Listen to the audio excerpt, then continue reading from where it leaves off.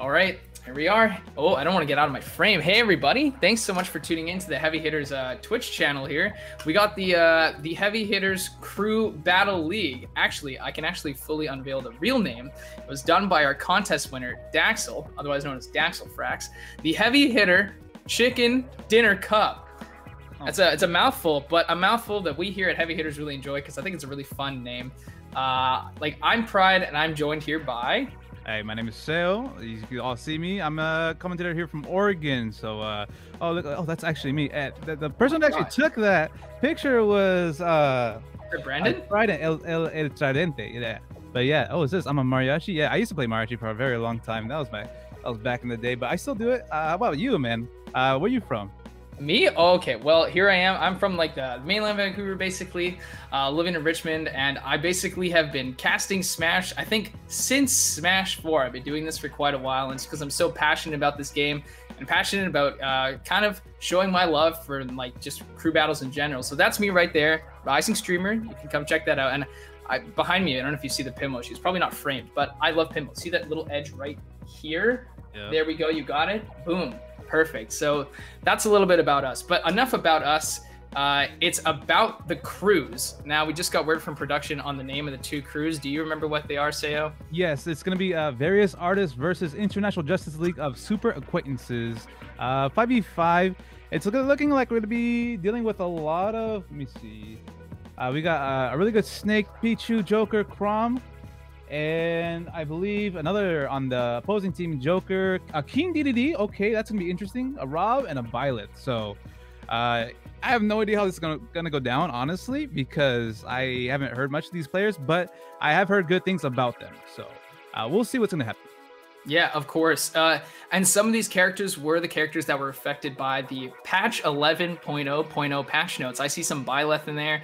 That's going to be really cool. And hey, we may see some switch ups. I don't know if people are locked to their characters, but I do see there's one player in particular. I'm not going to reveal it, so because, you know, just in case the team is watching or something, but they have multiple characters listed. So they want to keep their options open. It's about versatility in crew battles, right? Yeah. And Osei and I were talking a little bit earlier about our opinions of the game, and we share similar opinions. So I can get along with Seo. That's awesome. But it's all about, like, you know, if you see a matchup in front of you and you're like, hey, guys, who should we send in next? It's about filling in. It's not just with Smash, it's with other games too, right? You play shooter, you need to fill in with the right like, you know, role that you need to fill so you have the best chance of success. So yeah. Just like we saw a lot of last week, that's kind of how it played out, especially against it was actually one of my crews. It was slightly above average Joes versus all of the BC. I believe it was BC, and they were playing according to how the matchups came in. But I want to say that yeah, it was I'm trying to look down here. Yeah, slightly above average Joes. They were playing really well last week, but they were playing according to the matchup. So that's kind of like what we want to see. And whoever takes like that first game, the first 3 stocks, man, that's a really big deal when it comes to these crew battles. So we're about to see who's going to take these first 3 stocks right away. I wonder if we're going to go going into it right now. Let's see. Oh, it's like Greninja and Sephiroth. Oh, that's interesting. Greninja's a very solid pick when you play Wi-Fi, but Sephiroth is still in that new phase where they're still new. So it's going to be really interesting to see how they play things out. And we're already off to the match. Things are starting. What do you think? Because I mean, we talked a little bit about Sephiroth before this started, and I mean, look at this. It's already starting pretty well for them. Yeah, I feel like Greninja can get in pretty well, but Sephiroth also can stuff out what Greninja has to offer. A lot of this is just going to be a lot of jumping around, a lot of seeing whether you want to go for your combo starter or not, and how you can be able to punish the, oh my god, he lands that up air after the down air? What? So nice. There's so many things that a lot of people probably aren't aware when it comes to Sephiroth. Some moves are really fast, particularly that Nair. Such a good option. They actually have very similar Nairs, these two. But yeah, we're seeing it right now, just as you described. These jumps, they're getting stuffed. We're seeing some counters to slow some approaches. It's going to make the Greninja want to second guess how they try to navigate and slip their way in here to deal with Sephiroth. And going up right now, they're going for the edge guard. Is that going to be it? Not just yet. The back air. It looked like it was going to kill. Sephiroth is pretty light. But the Wang is now on deck. Let's see how he's going to use this. Putting him back to the ledge. Let's see how he deals with this. I like that you can slip underneath that back air. It's not as like thick, it's like Cloud's back air per se, but it's still really scary. We do have the wing, so we have that extra jump here for disadvantage. We see it being used now. Risky Octos slash, not going to get heavily punished, but still. And these are the situations the Sephiroth play where you're really scared. You want to get this kill, you want to hold on to wing, good Octo slash, and as you know, Greninja, you're 130. You just really don't want to die. Oh, there it is. Ooh, yeah. That down smash, yo, it poked from so far away. That's scary. And that's another thing about Sephiroth is his ledge trapping abilities. Just having that his neutral beat being so big and his sword reaching from so far, how are you gonna be able to punish Sephiroth sometimes on the ledge? Yeah, it's true. We're gonna tie up the stocks right here. It's gonna be 14-14, and yeah, I'm impressed. You know, you and I were talking. We didn't know too many of these players as well. We haven't really seen them online or offline, but they're impressing me. I'm actually really impressed by their gameplay right now. It's looking clean. Going up right here, another ledge guard. No, okay. I like seeing a lot of this Greninja going for these slow coming with these projectiles, you know, seeing if he can find an opening. But Sephiroth, oh my god, is he really? Oh wow, regular get up, there's no way. That's actually unfortunate. He died so early, and that's gonna be a big stock lead for, is this various artists? Oh Various my god. artists, yeah. Very good on their end right there. That's perfect. And that's what Sephiroth can do. Actually, you and I were talking about it. It was, even if you're not fully winning all the time with Sephiroth, if you can find some one moment where you get that big hit, that's really all you need here. And there's an entire stock lead with similar percents, and it's only getting worse here for the Greninja player right now. And as soon as that wing comes on deck, it's going to be even more spooky time to deal with it. Especially since he's been doing such a good job playing on ledge. I feel like Crow has been doing a really good job of putting the Greninja back on ledge every once in a while, and it's having more advantage to himself. But let's see what the Greninja can do to actually bring this back. That might have been it, because the jump was taken. There was no wings, so just the back air is going to do it, and that's crucial, right? I think crew battles are all about holding the stocks, right? But there are some characters that just generally benefit from having an extra stock moving on to a next game. And when you get rid of Sephiroths, it's really, really good. So having that be done is perfect. We'll see if they can actually clean this up too, but the Sephiroth's not going to go down without a fight right now. Especially when he has like Greninja on 88%. That's pretty close to kill range with the raw kill power that Sephiroth has, but oh my god, no tech zone! Oh, no tech. You gotta be aware of the tech. I know Wi-Fi makes it tough, but you have to be able to tech for those situations. Honestly, good play there from Crow. You know, again, Sephiroth, so new. It's always a risk to pull it off. But I did like what I see here, but the better player prevailed out here, and that was a really, really solid play here from, I think it's LeShine here from with the Greninja. And now we're in this phase you and I were talking about. Chat could probably agree. We were just talking about it. What do you throw in against Greninja? What do you expect? I mean, we have some sort of hints at what characters they play, but still, we don't know. And it's going to be that one stock too. So if the Greninja's playing on point, which we saw, he was doing good, right? But I feel that one person can probably take that one stock real quickly. So who do you want to send in, and who do you think is going to deal with the next character afterwards? You know, so it's going to be kind of a big deal. I mean, you don't have too much information.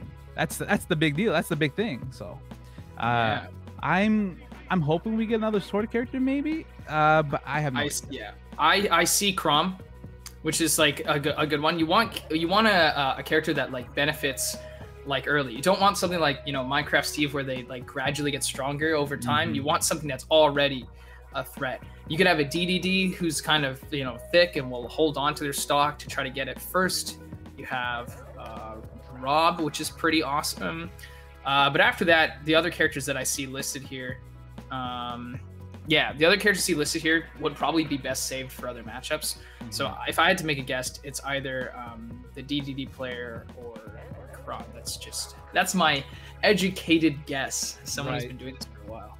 Yeah, we have no idea, honestly, but it could also be a comfort pick. Maybe it's just, you know, who feels the most confident going into the next match, taking that one stock and going into the next match.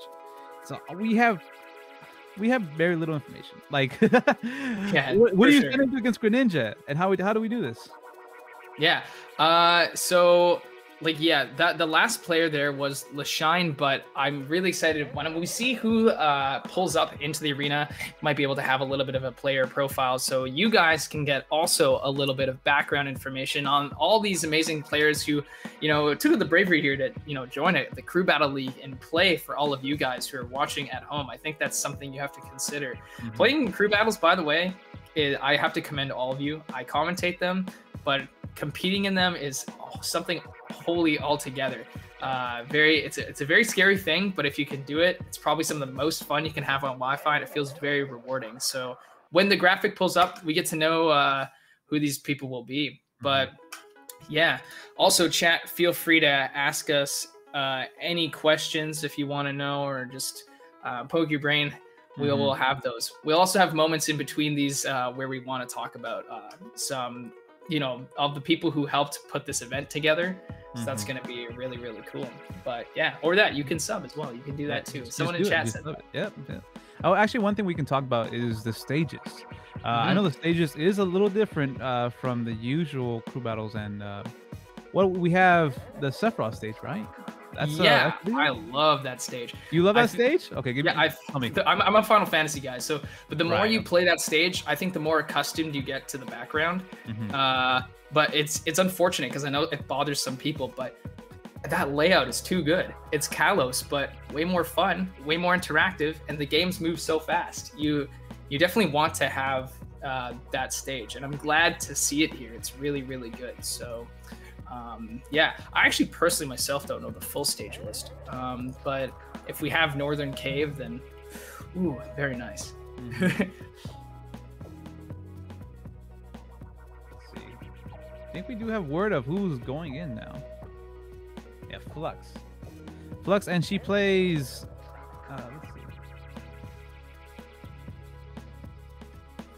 She has 3 different characters that you know, you can go between.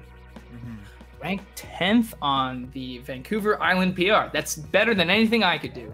Woohoo! And then beat City Escape on Sonic 2 while singing the City Escape theme while blindfolded. That's pretty awesome. I love that stage. Where you're like grinding on asphalt down like basically what looks like San Francisco, avoiding the gun truck. I love that stage. That's that game was a trip, but that game was actually really fun. Yeah, playing a shadow in that game. Yeah, people are still waiting for another Sonic character. Sonic, I got kind of, you know, shafted this game. He didn't really get a lot. His moveset stayed the same. I mean, he has 2 stages, but it's just he got 2 assist trophies and didn't really get as much love. But let's see who she's gonna throw in here, because right here it's listed as Isabelle, Byleth, and Link. I know Isabelle is obviously one of the weaker choices between the 3, but again, it's all about comfort. Well, I think of the other 2 are both good. With the Byleth and the new patch, she is a little more buffed. So this might be the call, going with the Byleth bet. We'll see. She'll start pretty soon, right? At what stage do you think is she gonna be going to? You want to go to for both of them. I think like a stage that's like Pokemon Stadium 2, Town and City. You want maybe more of a horizontally themed stage. You don't want to give Greninja triplats to sort of benefit off of, like, you know, up tilting you, then up airing you, or up throwing you. Like, there's a lot of verticality that Greninja thrives off of. Take that away. You don't want to deal with it. You want things where you can throw your boomerangs, or you can prod at them with your Byleth forward air, back airs. I'm assuming we're not seeing Isabelle. That's just my guess, but yeah. So we'll see how she plays. The Byleth changes are good. You land with Dare, it does more shield damage. Side B is a little more safe in the air, and up B got faster, so it's actually tied for the fastest out of shield option now. Oh, that's right. It's on frame 8. Frame 8 now, I believe. It's frame 9. It's crazy. It's still fast out of shield. Let me double check. I'm so glad Violet's name starts with a B. That way it's at the top of the page. It's frame 11, which is pretty good. I think that's 11. Only 1 frame slower than Chrom doing his up B. So that's still good though, because someone lands on your shield with like a really bad forward air or something, boom, and then you pull them up, and then you side B them afterwards, or you down air them afterwards, and then you're basically dead. You get really good damage after that, yeah. Oh, we're actually gonna be starting here. Okay, let's go. With the Byleth, all right. Hey, good. We were talking about Byleth this whole time, and it was all for naught. We actually get to see it. On small battlefield? Okay, interesting. I like it. Makes sense, you know, make the Greninja come to you. You know, you have little space to move around, but you can still stuff up. And also having another thing is uh, Violet does a lot of work when she's up close, especially with Nair. Oh, okay. Oh yeah, that Nair is phenomenal. It's got that weird landing hitbox. You know, like when Falco does forward air and it just kind of has an extra hit? Yep. Very similar. But oh wow, lots of early momentum here. Lashine doing a really good job just keeping her up in the air, like just being able to juggle. Oh, actually, with the platforms, it might be easier for Lashine to juggle Violet. I don't know about this pick. Yeah, probably there was a few stages that were probably banned as well. But at the very least, you know, if Lashine gets a little bit careless, is on that platform, and then you get up smashed, that'll be really, really good here. Great dash attack. People don't realize that Byleth has really good tilts and a really good dash attack. They're actually really fast for like what reason. I don't know why, but they do happen to be that good. And this is a much more aggressive game than we're seeing than the last one. Lashine is not as worried about, you know, weird Sephiroth shenanigans. It's just all about if we can get in there and get a punish. A good call out right there, Lashine, trying to find that double jump read after the down tilt. Really close. Both that kill percents basically. Oh, and that's going to be a kill right there. Lashine doing work, already taking 4 stocks. 4 stocks is good. If you take 3, then awesome. Take 4, oh, you're doing more work. And if you can get any more than that, that's great. But let's see. I'm sure Flux, I don't think she wants to make it happen to last any more than that. So, okay. That was looking scary. That could have been the edge guard from Greninja. Like even just a little hit, little tap could have been it. Ooh, that was really weird, that last little bit of an up air there. But yeah, you know, you told me a little bit you play Meta Knight. I feel like Greninja does sort of a similar thing. It's all about fishing for that dash attack, and we've been seeing Flux, unfortunately, see, look at that, get hit by all these dash attacks, and it's just not panning out. Actually, yeah. What I like to do with Meta Knight and the dash attack. Oh my god! 5 stocks! Lashine looking so good right now against Flux. How can Flux pick this back up? I truly have no idea. I think at this point, you got to just really pray that Lashine jumps carelessly and you just up smash. Like, that sounds awful, but it might be good. That up smash is ridiculous. It's frame 12 and it just, frame 13. It's got a huge hitbox. You just need to make something happen, because the more time you let this game go on, the more confident you make Lashine play, and it just allows you to get mixed up a lot. Great Nair, but the knockback was left to be desired, and it still allows for the recovery. Oh, I love that. Oh my gosh. That was actually super surprising. I was expecting a little, like a little tilt, a little something to hit right there, but nothing. And Lashine just running with this momentum. Maybe Lashine can end this right now. Who knows? Oh my god. Ooh, right there, but just retaliates, but not going to be enough to kill. It's from one side of the stage to the other, so that's not going to be enough. But what did I say about dash attack? Dude, I'm telling you, it's too fast. It's way too good, and that dash attack is going to seal that off. It's going to end Lashine's incredible run here. 12-2, there's a 2-stock lead, but man, shout-outs to Lashine for doing great work for their crew, and also to Flux so that she can stop the reign of terror, make that all come to an end. Yeah, dash attack's frame 9. Whoa. Frame 9. Wow. That's a good dash attack. And how big it is? How big it is? Oh my god, that's actually insane.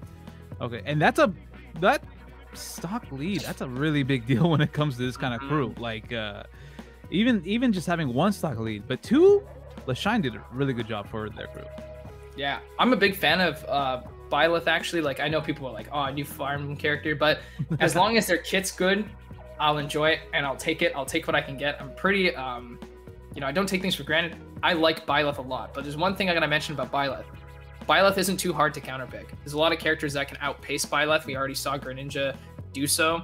So if we kind of get a look at the International Justice League of Super Acquaintances right now, we can kind of wait. Is that the crew? Yeah.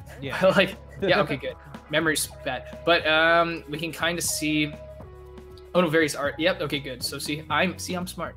But yeah, we can kind of see what sort of characters that we'll be pulling with and seeing what to do. Byleth is slow. They have good hitboxes, but if you have characters that can abuse projectiles or characters that can like sort of slip their way in, like we did see with Greninja, that'll be problematic. And it's just the 1 stock. We're seeing a very similar situation to the last one. So, yeah, there it is.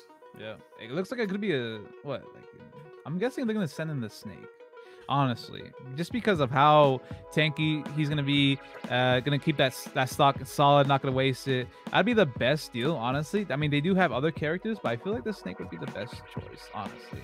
But who knows what they're gonna send in on them? Yeah. No, I totally think you're right. I think Snake is really good. Already a top 10 contender offline, but when you put him online, dude, I think Snake is like actually like I've seen some statistics. I think Snake performs incredibly well, like top 5 win rate. Like it's very difficult to deal with the counterplay. Now we can see that the arena's there, and Stream can kind of get a look here. Oh, we got Flower Boy. Flower Boy actually didn't list their characters, but it seems like I see a picture of Charizard. Now, I don't know if that's a placeholder or if we actually get to see PT, but they're #1 in Anchorage in PR and the best player in daycare from Brawl. I don't know what that's about. I might need some more backstory on that. That's an interesting little tidbit. But anyways, yeah, don't forget there are Twitter handles there. So if you want to see these people interact with them as well, you know, build up your own little community of cool Smash players, go follow those Twitters. It's really cool. Our Twitters are down below as well. Right there. Yeah, you can see it. Yeah. That's funny. You say from Brawl. Back in Brawl, oh, you want to talk the Brawl days. Back in the day, yeah, follow my Twitter right there. RCSL down here in Oregon. Hey, want to talk about Brawl? I actually played Brawl. I've been playing Smash for about 7-8 years. I was in the Brawl. Yeah. I mean, the first person I lost to in tournament was Firefly. I don't know if you know who that is. Right? I love Jake. Oh, Jake, yeah. That's the dude. first I ever played. He played Kirby against me. I'm like, okay, good game. He's like, good game. Yeah, he's very good. Very actually amazing TO as well. So, you know, Firefly has left a really amazing impression on the scene. But yeah, the fact that you've been playing since Brawl, it's really good. I think my first competitive game was Project M, and then I went to Melee, and then I went to 4. So that was kind of like the order in which I moved, and now I'm here in Ultimate, and I love it. But yeah, Brawl was an interesting game to play competitively. So much mind games. It was really good, and I had a very condensed meta because of Meta Knight. That's true, right? Meta Knight, yep. Actually, the crew battles back in the day were insane. They were. I remember the USA versus the World was so long. It was with so many people, and just watching that on Apex, that was you just had to be there. Yeah, it's like, and that's why we're trying to reinvigorate that same sort of level of energy with these crews right here. And hey, look, it is PT. So I guess the picture didn't lie. Yep. Let's see those 2 stocks real quickly. And how do you think this match is going to be portrayed to the Violet? It all depends on Squirtle. The guy who won the naming contest, they're actually they were one of the better PTs in Alberta, and it's all about the Squirtle, because the Squirtle is about generating that early percent, and it's the one character I think Violet may find trouble with. We saw that the Squirtle was taking some damage here, some stray hits, but they've done their work, 52% already with barely any effort, and now the Ivysaur comes out, and it's just look at the damage. That damage is actually insane. Those really good out of shield options, that range that Ivysaur has, the kill power. Oh my god, that was close. And switching to the Charizard already? Yeah, it's just 1 stock, so why not make this transition early? Because you don't have to worry too much about your percent, and since you're so heavy, you're probably gonna outlast them if you get lucky. There's the up B out and into the side B too. It kind of makes that one little string of moves work out a lot better. It's kind of like a given from the developers. They're like, oh, you do this into this, you know? They want it to work. They want to make it easy for you, you know? Oh, that back here spacing. Oh my god, so close to ending that 1 stock. But let's see if Lux can actually take a stock, making more work for her crew. I think that's good. I like there was a little bit of hesitation there, the attempt at going down there with the Nair, but the F tilts are going to be really wonderful. But that's the thing. Any other character would have died there, but Charizard is much, much more on the heavier end of things, so it's going to be able to stay alive. And yeah, there it is. Nice forward throw. Just trying to navigate, not get hit by any of these forwarders or backers, but it can only go on for so long. Good back here. Yeah, good stuff. Maybe she can carry this momentum here like we saw LeShine do in the earlier match. Oh my, that spacing? That actually whipped? Oh my god. I'm so used to getting hit by that from what it feels like the middle of the screen. This is the OG Min basically with that F smash. I always thought it was crazy, but there the spacing was something to be fine. And there's the Nair to punish the Pokemon switch, and oh, the new down air. Look at that. Wing. Oh How much my damage? I think the knockback is also affected, but yeah, already. Byleth is really threatening. We're seeing MKLeo prove that Byleth actually is kind of a sleeper character. They're actually solid. I wouldn't call them like OP, but they are very, very good. But what's considered OP is Charizard up smash. This is gonna seal it up. But Flux, you know, she did a wonderful job there. It's the stock counts between them are 9-11 apiece. Yeah, Flower Boy, impressive. Yeah, PT is just I would say PT gets a little bit more difficult to play on Wi-Fi, but nonetheless they are a really solid choice. So good stuff from them. It's actually pretty awesome. I'm liking these games. Are you enjoying these games? I'm having fun watching these new matchups. With the patch. The patch is making it a big deal. We saw that upbeat straight into that down air. That did so much damage and was so fast. I think it was straight up from what felt like 0 to like 63. I don't know. Right? It wasn't 0, I'm sure, but like it just in the blink of an eye, boom. That was it. So it looks like they're gonna be sending in Ian from various artists. Various art. Let me see if we got some of that insider caster knowledge. Because also if I can see a lot of you in chat are rooting for your crews, which by the way, that's awesome. I love to see some support in chat. Keep that up. You know, you got your own little chant or something, or you got some emotes you want to spam, feel free to do so. But yeah, you said this is various artists. That's no, Flux is still in, so international. Oh, that's right, it is international. Ian. I don't see them either. So that means it's going to be a mystery to us. So that's going to be kind of cool. But yeah.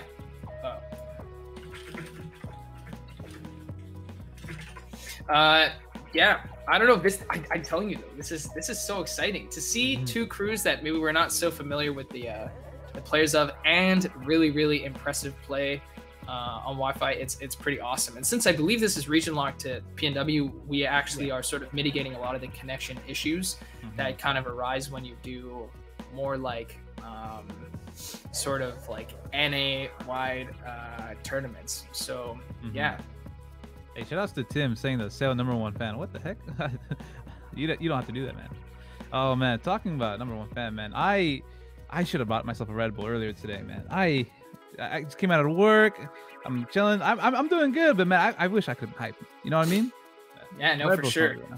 Red Bull sounds really good. I think it's got that taste that you can definitely like pound back without it being kind of like ooh. Because for some people, energy drinks can be a little much, but I think Red Bull's got that amazing taste. And speaking of taste, they have some really cool flavors. Be sure to check out if you can get Red Bull at any of your local like supermarkets, wherever that may be. They have different flavors. One of them that was really good was the raspberry kiwi flavor. And hey, look at that. I know we were talking about it earlier, but the heavy hitter chicken dinner cup. What a good job, Daxon. I can't believe you came up with such a funny name. It's really, really good. But yeah, no, thanks so much to Red Bull for helping sponsor this event, because I think without their support, we truly wouldn't have been able to put on an event of such a scale for you guys to witness at home and for these players to compete in. So, woo! Watching the players, man, that's like we don't usually get to see these players. Seeing them in a crew, you get to see a lot of different matchups. We get to see a lot of exposure from these players, and we didn't know who these were. #1 in where exactly? And now you know where they're from. That's a big deal. So getting this exposure out just from the PNW, it's a big deal, and I personally like to thank Red Bull and all them. I really do appreciate it. No, for sure. It's awesome. Thanks, guys. Also, be sure to check out the heavy hitters. I mean, you're already at the Twitch, so that's first step. If you're on the treasure hunt here, this is the first few steps to get to the final point. But you can go a long way alongside that on the path to finding some awesome stuff about heavy hitters, because they also have their own Instagram. They have a Twitter, YouTube channel, Facebook, and the easy way to find that is basically down in their about, where it says their mission is to help grassroots gaming and esports communities across BC grow. You can find all their socials there, or take a look at them right here in front of you on the screen. the Twitch, the Twitter, the Instagram, the Facebook. It's all right there for you to take a look at. So, yeah. That's pretty awesome. Still waiting here for the arena. I think they're both in it now. They're about to get things started, and I can't wait for the character to crop up right there. I get to see the little graphic, and a little bit get to go, whoa. What stage do you think they'd be going to? We've been seeing a lot of these different stages. Like, I felt like Small Battlefield was a really bad choice for Violet. You know what I mean? Yeah. I feel like that's like you said, they should have went to either Town and City or what was it? PS2, oh, PS2. Because I do like the two platforms that it provides, because you can sort of like swap them off the platform, you can up smash them there. But yeah, you're right. Small Battlefield has really, obviously, in its namesake, small stage real estate. So it gets people to close the gap too quickly. I think that's good. I think stages like Small Battlefield will benefit character. I keep bringing them up because it's just so easy to talk about them. But like Roy Cromhead can just kind of fight their way in. It's good. Oh, you went Richter? Oh, I love Richter. Richter was actually, that was my secondary for a lot of tournaments for a while until I realized I hated recovering with the character. But slept on character. Actually, they're still low mid tier, but they're still awesome. But why would you go Richter into Squirtle? That seems like a death set. Oh, good. Yeah, they got to do their stocks. Yep. Richter into Squirtle. Okay, that's actually and we were talking about a small stage. I don't know about going back to this stage, man. Squirtle can do a lot of work on this kind of stage. Yeah, at least there's no slants at the edge like Yoshi's Story, but it is a small stage, and also a lot of like the Belmonts, their projectiles are very like horizontally kind of defined, right? So you can just go on the platform up top, take refuge, and never have to deal with them. So this stage pick baffles me a little bit, but at the end of the day, I'm not the one playing, and the percents don't lie. It's looking pretty good for the Richter play here for me. Yeah, looking really good. Looking for one little setup to set him off stage, and here we go. Here's gonna be the ledge setup. Actually, I like the placements from these fares. Every time I see a fare come out, it's almost all the time hitting.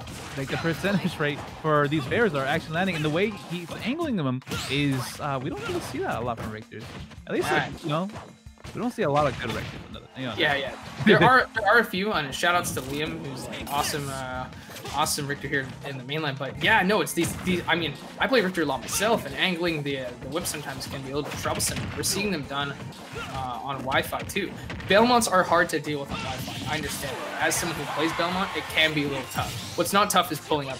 That move is really dumb and really strong.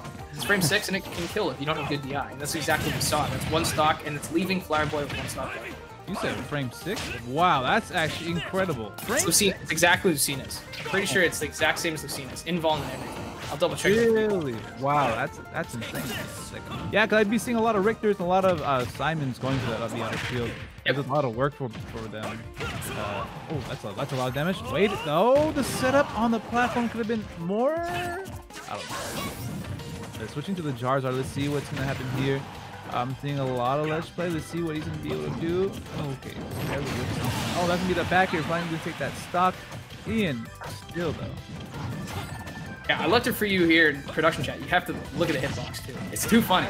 But yeah, no, still. Oh, yo, that was so clean. The dive kick to the drag down there into the up B, into the uppercut. It sounds like he's cutting you with a knife or something. Nope, that's straight up his fist. I don't know why it makes that sound, but nonetheless, it doesn't matter. 120 here. Try to get the holy water, force them to jump. I don't know how Flower Boy escaped that, but the F tilt's gonna make this whole interaction happen all over again. Not dying just yet. Again? Really? Down throw into. Okay, expecting the back here. I love that up tilt. That move is really weird because it's not very good in neutral, obviously on the ground, but when it's used in anti-air and it's used well, then it's perfect. Forward throw here, perfect. Maybe some flame breath. Yeah, that's a Richter killer. Yeah, I knew exactly what was gonna happen there, and that was really sad. Oh no, things can actually happen badly here too. Good recovery, making it back to stage. 196, a raised Charizard. Oh, an F tilt. Okay. Don't get a little too crazy. I mean, Charizard can do some things. Oh. Another grab. Wow. Okay, still not dead. 194. Yeah, there was no pummeling too. So like the DI had to be instant. And wow, 212. This is Charizard privilege right here. Just living forever. And this could actually be it. You get some nice easy nair. You get the flame. Oh, that's it. Bye. See you later. Yeah, eager uppercut really early, it's going to do that. And that feels so bad for various artists because let's put into perspective the state of this crew battle. It's 10-6. What does that mean? There's 4 stocks between them. That is a whole player and an additional stock. This is where it's like, you know, you need someone to clean up. You need someone to actually come in here and deal with this PT. Otherwise, you're going to be in a bad spot. By the way, I left it there. You should look at that hitbox. Yeah, really I'm looking at it right now. This is actually insane. It's you also, what is it? Intangible from 5 to 6. Yeah, he's crouching and he's blue.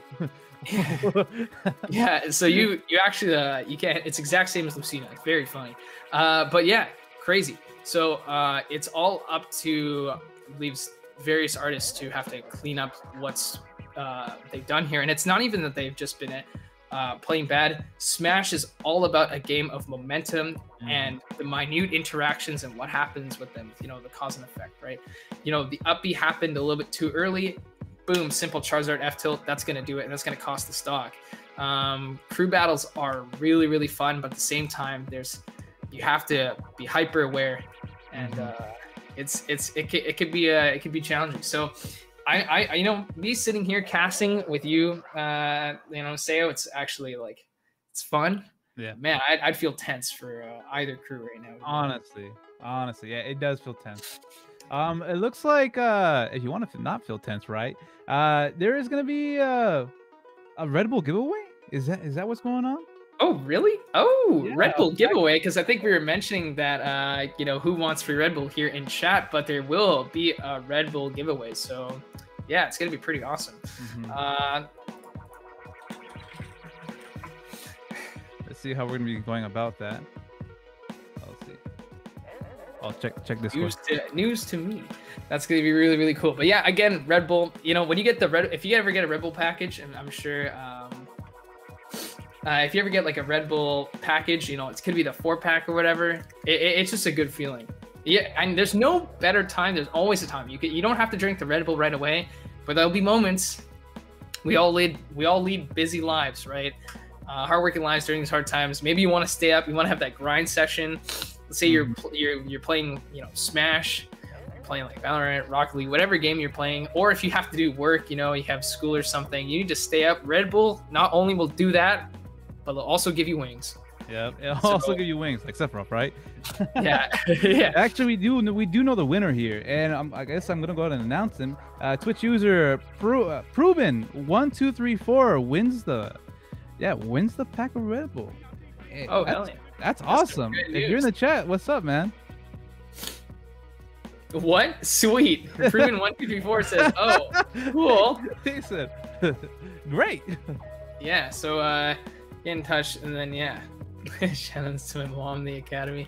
Yeah, it's pretty awesome. So yeah, again, I have to give a warm thank you to Red Bull once again for making this event happen, and also to have some interactivity here with chat. I mean, I'm sure Proven was like, "What, Red Bull?" But now it's in their hands. It's pretty awesome. Proven, also make sure you contact Robotalk and on Discord. You'll be able to talk to him to get all the details for that. So yeah, Red Bull, man. I love Red Bull. Yeah, so it's pretty sick here, but yeah, that's super slick. Also, feel free if there's anyone that's new here, and we're glad to see so much viewership right now. Feel free to hit that follow button, the little heart right beside the bell. Hell, hit the bell if you want to. Yeah, hit the bell. It's up to you. I'm not in charge of your lives, but I'm just kind of pushing you in that direction, because if you want to, when you drop that follow, you get to stay on top of any future heavy hitter esports events that we'll be doing, whether it's Smash Brothers or not, whether it's tournaments or crew battles. Recently, in the past, we had Smash the Holidays, which was really cool. And so if we ever do something of that again, you're going to want to stay followed to this Twitch and also there. It's going to be Brandman. This is the Crom. All right. What is it? Runs change your feet? Oh, runs change your fate. Okay, yeah, just like from the game. Okay, breathing is really good at never failed once. This is true. Yeah. Breathing does work. Yeah. Yeah, I love it. Yeah. I think Change Your Fate is actually like a series of weeklies that they run. I'm not too fully aware, but yeah, that's why it says runs Change Your Fate. So they probably I was thinking the Fate series from Fire Emblem. Okay, I was like, okay, makes sense because Chrom, Fate. Okay, makes sense. But yeah, the week. Now it makes even more sense. And going Chrom into this, Chrom is exceptional at dealing with PT on stage. The minute you get off stage, and I know it sounds like redundant to always mention it, but dude, you're an Ivy Dare away from death, you're a Squirtle Water Gun, and your Charizard Flame Breath. I've done this matchup too often. I've just given up and gone. It makes me like. Yeah. I mean, if you're comfortable with Chrom, and you know, like, Chrom has a lot more flexibility with, like, in some ways because of how consistent their moves are. They can just chain combos together really, really easily. But again, it's all about finding those hits. Nice jab to the down tilt once again, and all this silly, obnoxious pressure. How does it feel, Squirtle? Oh! A shield break? Is he landing back here? Yeah, that's gonna. Oh no! Oh, okay, wait, what are you grabbing? What are you grabbing? That air looking real nice with it. They tried to grab player 3. Player 3 we didn't notice them, you know? Yeah. Heavy hitters was in there. They wanted what you call a third imposter was not to be seen. Yeah, no, exactly. So that's what they were grabbing at. Yeah. Take note of the score. Funny number, but here it is. We're 6-9. So that sounds like it's not too far away, but remember, I've always said this again. 3 stocks is equivalent to 1 player. And like, again, you have to carry. But honestly, you know what? Seeing as how that Chrom played, I wouldn't be surprised if we see a big shift in the momentum of the whole way that this crew battle is going. But yeah, that was wild. What was that? That was a jab down tilt. They rolled behind. They got another F tilt. Maybe something along those lines, and then they did a double-edged dance in the down variant to kill him. Yeah, that's what I believe it was. He landed one F tilt. No, okay. Hit his shield with F tilt. Then he dropped shield, got hit, sent him to the corner. Then he went for the and then he popped the shield. That was it. Yeah. Then he grabbed the air. Yeah, that's right. Yeah, he grabbed the air. Yeah. Because at such low percents, you know, it's all about that really fast mash, right? So to get out of things. But yeah. Oh, yeah. We've been talking a lot about Red Bull, but we haven't talked about Original Joe's. Ooh, actually, tell me what's up with Original Joe's, because I'm not from the area. The Original Joe's, there's quite a few locations actually, more so. Be sure to check, Google Maps to see if there's any locations near you. But they got just basically, you can see the food right there. You can order pickup online through Original Joe's, or you can do delivery through most basic food delivery apps such as Skip the Dishes or DoorDash. And it's just all in all, really, really good, like kind of feel good, like food. I wish you can also go inside. They're really supportive of heavy hitters, and in fact, when we were doing Smash the Holidays, they actually displayed it. What was it on the TVs and stuff like that? So I think that's really, really, in general, super cool. So yeah, let's see. There's a location on Robson. Tune in on Robson, and if we just take a quick look over at the menu, if that loads up for me. The food does sound good right now. I mean, I love food. You know, if you guys know me in chat, you guys know I love food, and I'll talk about food on my stream all the time because, man, I'm a big consumer of food. You know what I mean? If you guys see me on my stream, yeah, you guys will know I talk about food all the time. I try out different foods from a lot of different places. Seafood is my favorite food, or whatever. I'm down for it, especially when I'm slightly above average Joe's. It feels like I need to go to Original Joe's to know what's up. You know what I mean? Yeah, I know for sure. I'm trying to get the menu loaded up, and it's not really loading on my browser. That's frustrating. But I know they definitely have a lot of good stuff here. Oh, okay, let me see. Man, wait, hold on. Yeah, well, regardless, I'm struggling to find the menu myself because I think you got to open it up on the delivery app. But feel free to do so. But yeah, Original Joe's, and also keep in mind that contests of the nature, like the naming the cup contest, I'm most certain that we'll be doing more contests of the like, because it says winner Daxel, add Daxel for shout outs to Daxel. Woohoo! But what it doesn't state is they got to win a little bit of Original Joe's credits, so that's something to keep in mind. we're here now, and we get to see Ludwig, not the streamer, but the but the Koopa Kid, which is it's kind of funny, dude. That character, it's so weird. Like they're slept on, but they're bad, but they're not. They're like good. If you ever see one in bracket, you know, you never should sleep on them. You always gotta put your best effort into dealing with them. But Karam seems really good into this matchup. I'm just gonna be honest. Being a big body the way Ludwig is, and the weight that he is, it feels like it's gonna be a really easy time for Karam to just juggle, and just place Ludwig on the ledge so easily. But Ludwig does have that kill potential, and can probably, you know, theoretically just edge guard Karam easily more than you know, the other way around. Oh, for sure. There.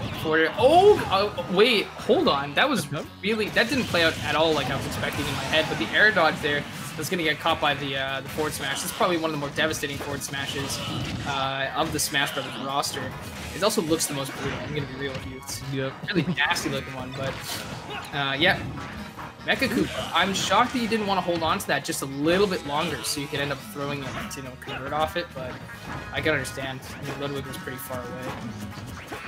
It looks like he's trying to play with a lead. I like the way he's playing, you know, making it so you want to get this kill. Oh, well, yeah, you got the kill. All right, never mind. You got the kill. Good stuff. And making it basically even. Oh, that is so cheeky. Like, the roll behind, you know the punish was coming, but just the hitbox of the landing, it's too generous there for Karam. Yeah, there's an up smash here, 72% already. And they got patched actually 2 patches ago. They got an increased down smash speed, and I think something with the side beat got a little bit more armor or something. Which honestly really didn't need, but it's a generous addition here. Nice, good, solid back here. Just once again, the stuff that jumps. The down tilt there kind of looking a little bit scary, and there's the up B, and that looks so delayed, but they died. Oh my goodness. I felt like they could have maybe air dodge in, but yeah, that kill. Oh, here's the up airs. Oh, into the. Okay, I thought we are gonna see that little combo we usually see from you know, Bowser Juniors and whatnot, but unfortunately the timing from the platform kind of just sped away. Yeah, makes it a little bit difficult here. Oh my, what happened? I have no idea, but retaliating with a forward smash of their own. It's not a Roy one, so even though that was close, it's not going to have a ridiculous knockback, but still good. Oh, bless Mecha Koopa for getting in the way and stopping. Oh, very clean. Okay. I was going to say, great stuff. That all came from the Mecha Koopa, because the up smash punished Soaring Slash, right? It would have happened, but the Mecha Koopa came through, able to carry off all the way to the other side, and bam, hit with the wand, and it's easy. That was some crazy stuff. That was some absolutely disgusting play here. I told you, don't sleep on the Koopa kids. They're actually kind of good. The coverage. Oh my God. He knew exactly where it was going to be. Whoop. Just hammer him out. Just hammer him. Oh my God. Yeah. That Mecha Koopa really did set it up on that platform. Oh my God. So if I think I'm right, correct me if I'm wrong. I believe that leaves this with one last crew member of one of the teams, or is this or is it the other way around, where that was the leading team that happened to hold a crumb there? I'm not too sure, but yeah, I think they're down just to one more player. Ooh, okay. It's all about the anchor. It's a lot of pressure being an anchor in a crew battle, because like it's usually not even always your best player, because sometimes you might want like your best player in the middle so they can just kind of like do a good matchup counter pick and then storm through the rest of the crew, put you in a good spot, and then yeah, because it's not just about you winning in the end. It's about the mental game in the middle. The scoreboard doesn't lie, right? Again, it doesn't matter what game you play, right? If you're down by a lot, you feel a lot of pressure. But if you're up by a lot, you're so confident. So you're gonna make the dumb plays. Sometimes the dumb plays are the right plays, and that's what's really good. So keeping momentum like that too, like having a stock lead. Usually when it's in the beginning, people are thinking, oh, you know, we can make this back. Putting your top player in the middle, having them steamroll and do a lot of work, it means a lot for a crew. You have no idea, because, like I said, usually in the beginning you think, oh, okay, no, we got this, we can bring this back. But when you are just tired out and you have almost no stocks to you know, hand out, you just feel like you just lose so much confidence, man. I mean, at this point, there's still a chance, yeah, with the anchor that they're sending in to maybe bring this back, but they're gonna be They're gonna have to be putting in a lot of work, of work. But let's see, we'll see. Yeah. Sometimes when you throw in your best player in the middle and they start doing really well, you're sort of pushing the other team to throw in their best player to beat your best player, and that disrupts the whole way that they've been planning the crew battle in their head, right? Because the one that they probably wanted to save for later, now they're like, oh man, I have to use them now. I didn't want to use them, dude. Yep. So that's a big thing. So let's see how things go here. I see a Rob icon. Is this Rob? Rob is very good. That's Rob. Yeah, here we go. Various artists is going to throw in Rob, and it's going to be crazy to expect Rob to take 8 stocks. I think Rob is like top 3 on Wi-Fi, and they're super dominant, and they are disgusting, but it's a little bit different with crew battles because Rob's still a big body and will take damage. So I don't know if he can hold on to his stocks. He's so good for winning tournament sets, but to, you know, swing back a crew in their favor, I have no idea. But already off to a good start. Oh, okay. I can tell you right now, Buck definitely knows how to deal with items. I just saw him wave dash an item into his hand. Okay, okay. I can see where things are gonna go, and that big body character that Rob is. What's going on? Oh my God! Buck is crazy. Buck is actually wild. Yeah, Buck wild. This is actually insane. And the way he's just applying pressure and kind of not giving Rob the time of day to really set anything up. Even with the own gyro, throwing it up in the air, giving it all that time to come back down, not giving a chance for Rob to play with it. Let him play with his toys. Yeah, if you didn't know anything about Smash Brothers, you would definitely think that the Koopa Kids were better from how this game is going. But oh wait, you know, I could be wrong. The gyro there came in kind of clutch in the back. Oh, no way! Buck, oh my God, what kind of plot armor do you have? That was insane. Oh my God, what? Oh, okay, stop it. Chill. Oh, the way he's playing is actually insane. I don't know what kind of big brain that was, you know, just how the Mecha Koopa explode and save you. But oh my God, and the play that's going on right now, oh my God, he's actually insane. Oh, is it, okay. How is he making it back every time? Yeah, I don't no idea how, but there it is. Oh my gosh, nice. Yeah, abuse Rob's down tilt. Let's go. Rob has such good ground moves. There's the Mecha Koopa thrown. Try to get the laser to get the kill, and the gyro will do it.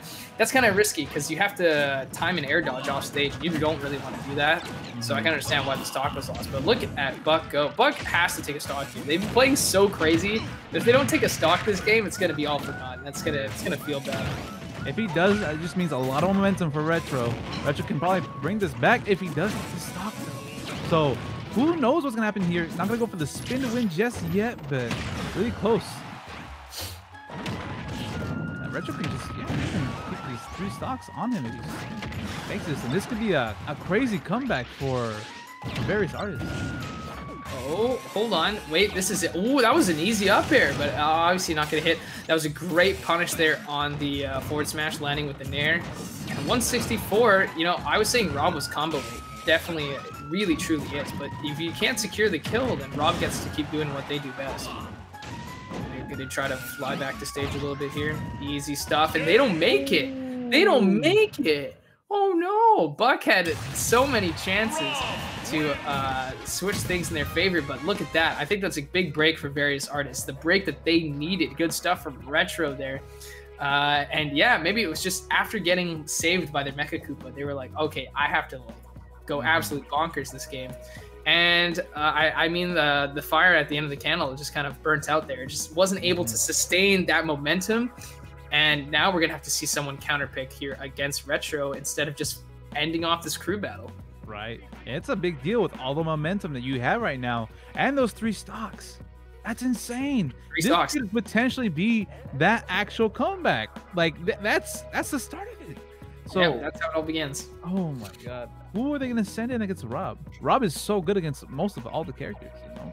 Yeah, combo weight, but Rob can keep you out. Rob can stuff you out. And the gyro combos, I mean, you just throw your gyro out and you're like, claim neutral, my son. That's it. Like, yeah. What are you going to do? Did we see the snake yet already? No, we haven't. Did we see the Pichu Joker yet? No. Not yet. Okay, so I think we know what 3 characters are in the pool here for selection. And if you're going to pick one for Rob, I'm going to be honest. Rob does pretty well against all of them, like pretty good, like against most of them. Pichu might be able to slide their way in and do well. And of course, Pichu was one of the other recipients of the patch. They did get a lot of damage reduced on many of their sort of important, not all of them, but most of the important moves in their neutral, and it made their Nair have intangible ears. I don't know what, again, I don't know how crazy that is, but I watched Void's Pichu and I'm like, damn, that's insane. So I don't know, like. Yeah, but even against that, Rob has really good kill power. Killing Pichu is not going to be a problem for Rob, especially at the early percents. So this potentially could be that comeback, honestly. And I don't want to root for them, but man, do I love to see a good comeback. You know, like this. Yeah, it's gonna be pretty wild. I'm very interested to see if this comeback swings in their favor. Here we are. We see the Waluigi icon. You know, it's not a very common icon. There are still people here clamoring to have Waluigi added to Ultimate. I think it's crazy. Okay, yeah, it's Snake. Here we go. Yeah, not with the Snake. Started competing in 2011, so that was during the Brawl Melee PM era. So whichever game of the 3 you really enjoyed playing, that's what it was. So very cool. They play Snake, and they used to be a Ganon main. What a big change. You literally went from Ganon to Ganon's worst matchup as switched, and you shot up arguably like 50 spots or more up the tier list. No, I'm not even going to lie. If he's 10, that means you shot up 60-something spots. Good for you. That's amazing. You probably played against a really good Snake and said, well, if you can't beat him, join him, you know? That's how it usually is. Snake's also really fun. Like, I used to hate Snake a lot. You know, I get a lot of practice with Pound Cake, but like, you know, when you get to like, you know, do all your B reverse stuff, your shenanigans, like the C4 things, you know, getting cool reads off of down throw, like and just everything is sort of like laid out for you competitively to be like, at this percent, let's do this. They're at this percent, let's do this. Like it kind of puts ease at your heart. Here I have in chat, Jojo Doho was saying Ganon's the 3rd best heavy. Ganon's a weird anomaly because honestly, Ganon is pretty bad, but also Ganon doesn't feel bad. You know, they don't feel like they should be bad. And they got the new upbeat change. But yeah, we're not talking about Ganon here though. We're talking about Snake and Rob. This is a very common matchup that we see here in quarantine. And I'm sure when we go back to being able to play offline, it's only a matter of time, or offline, excuse me, we'll still see these characters take control of the stage. The literal stage. Right, the literal stage. And going off right now, those grenades are going to play a really big part into this gameplay. You can already tell.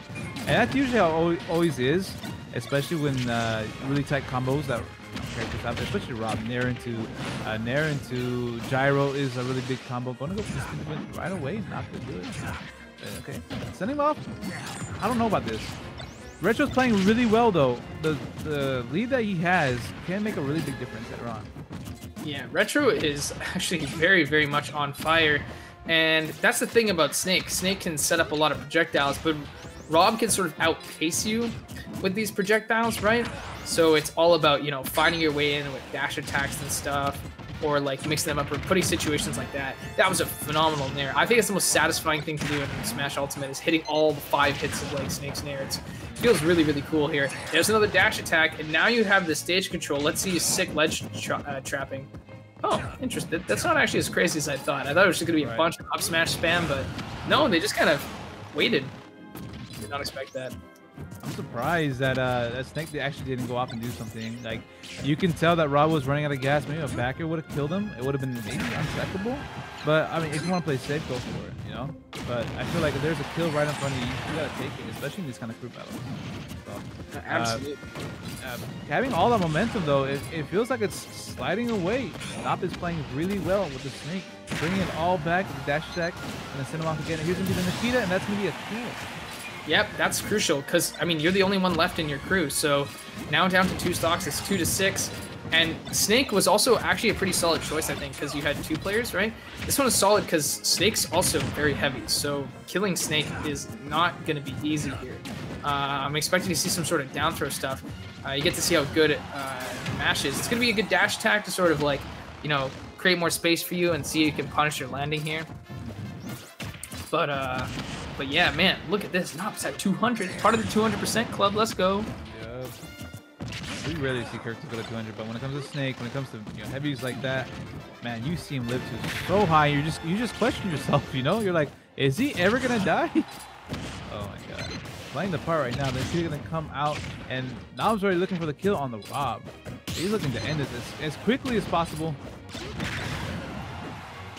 Okay, now pull the grenade, gets him off stage. This can be another setup for the ledge. Okay, so arm rotor, its original function is actually to reflect projectiles, but only where the arms are going. If you just hit Rob in the head, then it'll kill. So that was good. Nice, good parry there on the laser. Again, just get all it is. It's the grab, but just Knob's just not letting them happen. They're just not letting the grab come into play whatsoever. Just out of reach. And look, I talked about that beer versing movement. That's very unique to Snake. Oh, and not beer versing, but like just the way he moves around the beer versing. Snakes love it, and it makes it very hard to pin Snake down. Okay, there it is. Rolled right into the arm rotor, and finally that's stock. That's gonna go away for no. Let's see what Retro can do to maybe bring this back. I don't know. It's gonna be a tough one. Already having 60%, but he is making it back up. Yeah, actually, a nair into gyro could do it. We could see it, but I don't know how practiced his combos. Off. He's gonna get. Oh yeah, stay away from the RPG, man. That's not helpful. Yeah, no, that move. You don't see it often, but when it comes out, at ledge or something like that, it's just devastating. Good stuff. Nice back here there. Stay away the back again. Another back. You're gonna send him off again. He could have coming out. Is he gonna dodge this one? And he's already looking for the up tilt. Yeah. Oh, okay. So what you want to do is you want to throw one up smash and then force them to make an option, whether that's roll or get up, and then you want to punish it. But anyways, slipped away. This is looking tough here. The laser, that's going to be perfect. A little hit. Should be it. And like we saw earlier, Robin's just such a heavy character. Snake is such a heavy character, man. And maybe another 100%, maybe he'll die. Who knows? But it's looking another 100. Yeah. I mean, if you get a down throw here, 98's range where mashing is pretty easy still. So if you can do up tilt up air if you think that they're going to be a fast mash, but there hasn't been any data collected to know how fast their mash game is. So yeah, that's going to do it. Yeah, 160. See you later. Yeah. That's the thing about Snake and why Snake is so good competitively. It's consistency. You can depend on down throw up tilt to win you every single time. You can even do down throw F tilt, but let's say that right now the crew battle, the winners here, definitely International Justice League of Super Acquaintances. Let's go. They did a great job. Once again, International Justice League of Super Acquaintances. They pulled through. Now, it's not over yet though. I was told that there's many ways to collect points in this format that we have here that Heavy Hitters set up. There's also going to be like a 1v1 best of 3 of 2 players that they've actively selected to go in. So that's going to be more of what it feels like to be tournament commentary. But yeah, 1v1, going to be pretty awesome. Best of 3, not a crew battle format. Going to be cool. Right.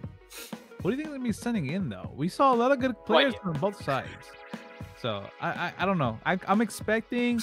Run it back. I want to see the Byleth again. I want to see the Byleth again. Run it back with the Snake. I think you could just literally say like you're warm, go back in. Snake was cool and it was playing well. They had really good longevity and like I wouldn't say it was the most like wild, ridiculous, unique Snake. It was just an incredibly solid Snake. I made a bad pun. I didn't mean to do that. That was an accident. But like I swear it was an accident. Okay, but they play solid neutral. So it was really good. Like up smash would replace perfectly. They got all the beer versus down and not doing it excessively like I would, where I would just spam it because it's fun.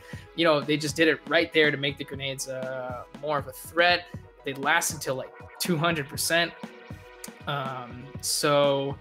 Yeah, man, I would just throw the Snake back in. But if it's not that though, we didn't see the anchor. We didn't see what I believe is Nyx, NYX. He plays Pichu and Joker. I know Joker and Pichu, actually kind of both of them, can be a little bit difficult to play on Wi-Fi. But yeah, they're ranked 4th in the Anchorage PR, and I can never pronounce this anime, I swear. Code Geass? That's a good anime. It's my brother's favorite. It's literally like the eyeballs, the lock screen on his phone, but I always, as a little kid, I couldn't pronounce it. Code Geass. Yep, that's a good one. Lelouch of the Rebellion. You already know that's a That's a good one. Okay, I like Nyx already. Yeah, let's see if they are gonna send him in. I'm I I'm down to see some Pichu. I'm down to see what the buffs can do. I'm down to see it. Yeah. Yeah, but dying so early, man. That's another thing. That's why I will never pick up Pichu. You're just so light. Very light, but with less damage on themselves, it's really good. I think Pichu is somebody that if you go in with them, it's really good. And we didn't get to see their thing, but no, we did see it earlier. But we're seeing that Crow was the Sephiroth, but now we're seeing the Mithra Pyra combo starting off here with Mithra. It's going to be really cool. This is the first, actually, no, it's not the first time I cast it. I did a crew battle yesterday with this character, but still, they're still so new, in fact, that I don't know how matchups are going. I can't tell. This must be a button check, because there's no real neutral happening. Oh, wait. That was the best neutral we've ever seen. Nobody touched each other, and they were doing so much. Okay, so I think, see, we should just commentate as if this is not a button check, because clearly they're scrapping right now. Yeah, right? This is actually insane. Usually, okay, I have seen, like, people like Void play Mithra, and a lot of combos come from just the tilts. You start a tilt, you get one back air, and you just lead into a lot of damage. But so far, it looks like this Snake is just, like you said, so warm just going back into the game. He's going to do a lot of work. Yeah, and the thing is with the Snake, right? It's like, I feel like they're so new. People are, this is just my opinion, I'm gonna get called out for this. They're jumping the gun and expecting that this character's like top 10, but that recovery is susceptible. And I hate doing this guy, I keep doing it. But you make the comparison to Roy. Not only is Roy fast, but they're always strong. Mithra is really fast, arguably the fastest character in the game, but you have to still, you know, most of the time rely on Pyra to make things work. And that reliance can sometimes make things a little bit different. But I mean, like Knock was having a pretty huge lead, and that's already basically gone as the percents have closed up between these two. Yeah, doing a really good job so far. I want to pick up this character as well. Everyone should. Yeah, everybody should. Progressive meta, right? But I like playing as Pyra more often than Mithra just because of the good potential that she has. And so she fun. has some small combos that do work. You know, like down tilt into up air, and as we see, what is that move called? The side B? What is that? It's Blazing Edge. Yeah, Blazing Edge. You do see a lot of Blazing Edge into the footstool jab combo, so maybe we can see a little bit of that. We are seeing a lot of it come out. Good space. Yeah, that's it. It's going to be the consistent tried and true, though. At this point, at 176, Mithra's smash attacks will start to kill now. So you don't have to like actually stay here. Lightning Buster, almost gonna kill. I don't know the application of when Lightning Buster could be used. Captain L is determined how to wave bounce it, but still. And there it is. There's the Nair. You don't need the Nair to kill, but yeah, you can kill ridiculously early. By the way, with Pyra. With I don't play Xenoblade, but the name of this move is ridiculous. Prominence Revolt. You know, their up B. It's faster than Ike's. Just throwing that out there. It's so good and crazy, and these grenades are making things so explosive. 73 already, and this is why I think Pyra Mithra players will have to be really dedicated, because there will be situations where you're Mithra, but you're totally tanking a ton, and that killed. I thought they were just falling down, but no, that was actually really bad. Wait, how did he? Was he holding a grenade? Was that what happened? Yeah, up smashed, and then the grenade detonated. I don't know if the grenade was thrown up or if the grenade was in hand. Crow was holding it, but still. But yeah, great factor there once again. Side B, I hate Photon Edge. I think it's one of the cheesiest moves. Every time I did a stream, every time I used it, I felt dirty. I feel like I need to take a shower. I hate Photon Edge. It's not fair. It is good damage though. So I mean, yeah, spam. I would spam it. I know you feel dirty afterwards, but man. Whoa, F smash. Yeah, very good F smash. That can kill you so early, as we just saw.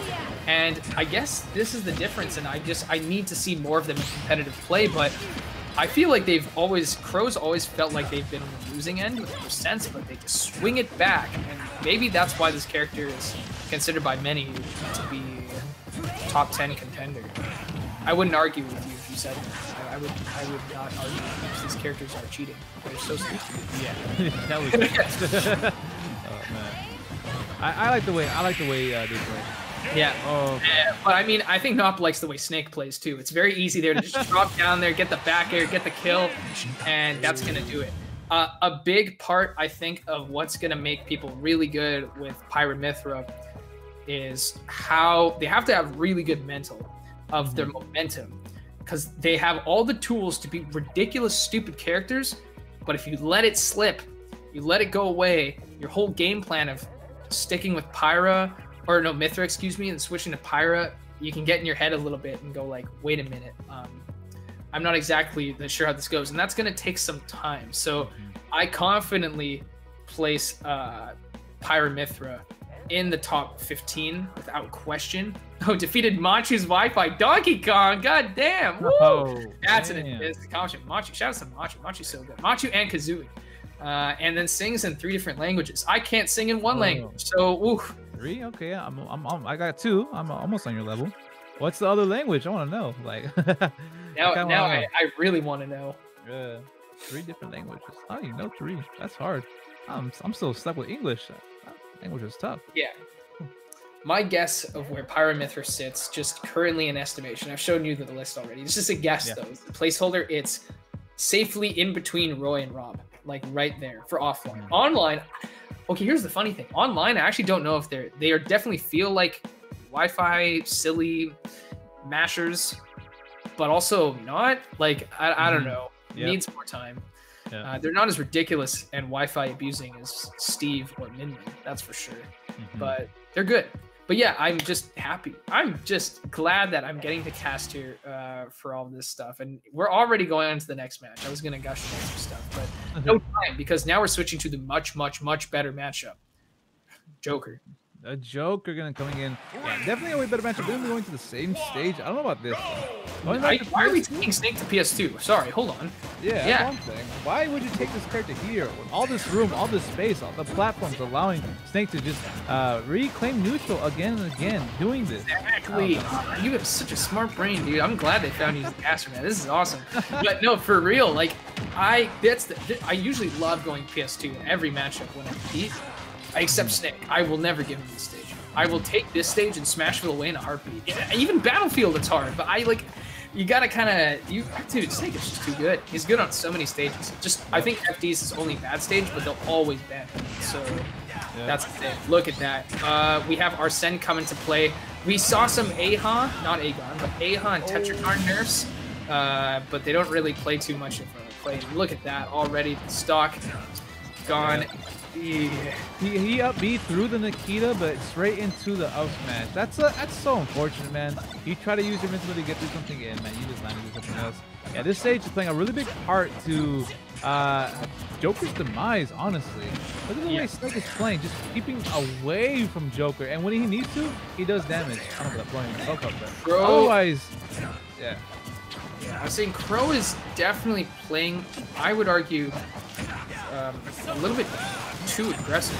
Like, I know the Ahan nerf happened, but like, you need to sort of wait out and see exactly how the Snake goes. Yeah, sure, you might waste a little bit of the stock just to kind of see how the Snake plays, but look at this. When you kind of like hold forward and you're going in like this, you're only gonna get destroyed. And that gun was incredibly unsafe. Like, I know gun is ridiculous, but in that range, it's not good. We see the C4 here, and I would just love to see more people need to do this.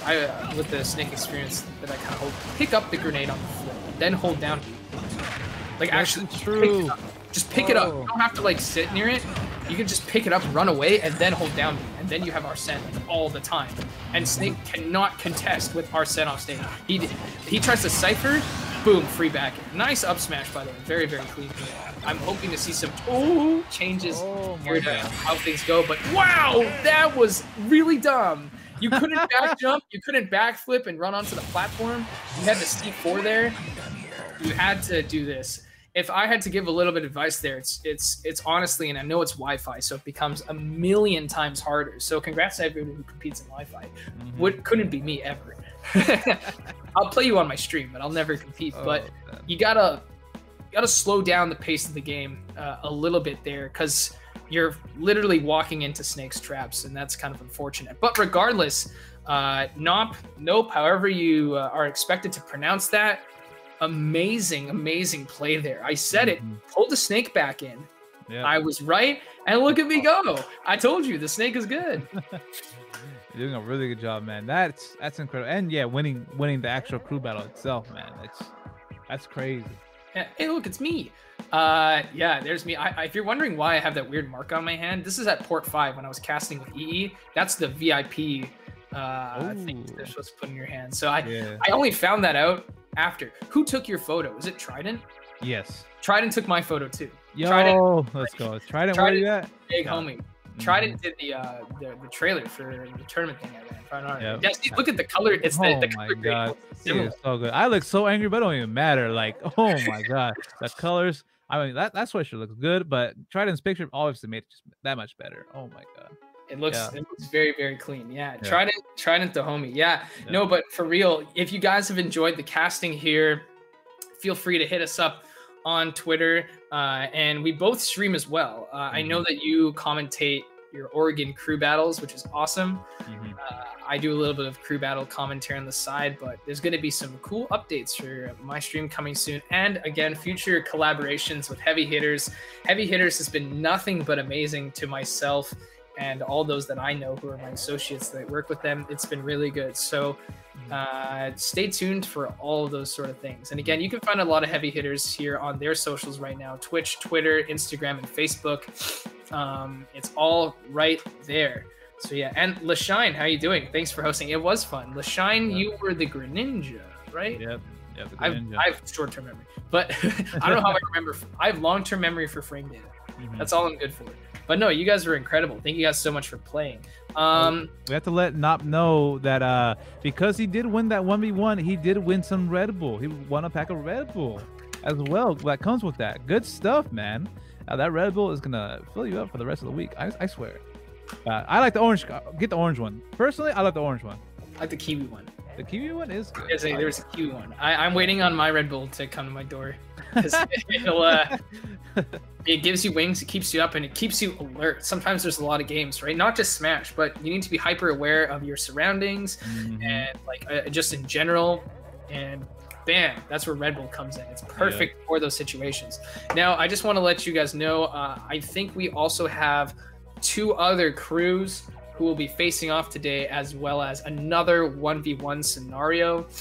So just to let you know, it's going to be VChads 2.0 versus Vicious and Delicious. That's a good name. That's a good name. Yeah. Vicious and Delicious is what a sick name. That is actually so cool. Yeah, give another pack of Red Bull to whoever came up with that name. That was good. Yeah. Oh man. Okay, here's the groups here. Okay, group 1, group 2. Yeah, we are. Where are we at? Yeah, we're here on group 3. Is that where we're watching? Yep, because we did the acquaintances, then there was the various artists, and now we're doing VChads, Vicious Delicious. And things are going really smoothly. That's the one thing about Heavy Hitters events. Things run smoothly. Opsign here going, yo, VChads. VChads. Okay, so the last 2 crews, I was very happy to see them play because they played so exceptionally well, but I personally didn't know them. But in comparison, though, for difference, I know quite a bit about VChads. I know Smear, I know Cursed, Blade I've seen, Charizard, LPC and Pig I don't really know as much, but Cursed and Smear, you're definitely, if you liked the snake that we just saw, yo, Smear though, oh my god, Smear is actually really good. We have so many good snakes. Pound Cake, who's me, there's, we have Falcondorf, who's quite solid, Smear, incredible, Pasta Boy, can never forget Pasta Boy, oh my god. And then of course it's Vicious and Delicious. This is going to be crazy. We got Lightning Quiz, which is Cloud, so I'm going to pop off. Yep. Nano Ash, who did a really good job at Smash the Holidays with Bowser. Justice, exceptional Min Min. You know, once Min Min came into the scene, showed up on the character select screen, they've done nothing but excel with the character. Sometimes you just got to have that character that comes in and you just kind of go and click with them. Loves cargo shorts. I don't know if I agree with that one, but yeah, I don't know about that one, buddy. Cargo shorts are. He's a young kid, so you just give him a little bit of a break. Yeah, but Washington Wi-Fi top 10, commendable. We got JDV, which is Pac-Man, H40S. Woohoo! Yeah. Let's talk about JDV for a second. Oh, actually, I saw his playing it in the Everest Invitational. Yo, JDV is insane. Plays the Pac-Man so well. I love the combos that he goes for, man. And what he can walk a full length of a basketball court on his hands. Whoa, that's actually insane. On your hands. That requires a lot of strength. So you must be built. Oh my god, jealous. Yeah, H40S, also exceptional Pikachu. Yeah. I've had H40S do well in my tournament, Pride and Honor as well. And also I've commentated a few of H40S's sets, seen H40S in person, a lot of events. They're top 5 in Oregon. they've done it twice, and they're 6th in the like WWA. They but wins on Myron, Pokepen, woo, Pokepen. Yep. And it's hard to see on our feed, but Dragoomba, I think is what it says. But yeah, H40S, really good. Not afraid to timeout. Doesn't usually go for it, but not afraid to do it. And then Cygnus, which Cygnus is Wii Fit. No way you play Little Mac, Cygnus. You play Little Mac as well? I have seen the Little Mac. It has done well, but yeah, mostly known for the Wii Fit. Yeah, I'm so glad I never saw the Little Mac in port. Yeah, that probably would have done me in. But yeah, they're ranked 4th in on the WWA here. Exceptional Wii Fit. Wii Fit got shadow buffed. It's really dumb. So I believe Cygnus must get better at that. And they sell Perler art on Etsy. There's the link right there. It should be on your screen. Feel free to type it in on another tab on your browser. Take a look, browse the Etsy shop, and who knows, you might like what you see, and you can support Smash players in their other passionate endeavors they do. So yeah, pretty awesome. Really, really cool crews coming together to fight each other. So I'm gonna have a lot of fun with this one. I'm sure you will too. Yep, it looks like we're gonna be sending you off to a short 30-second Red Bull ad real quick. So stick around, all right? Keep at it. We'll be back to the screw battles shortly. Go! Give me the green light. I'm ready for showtime.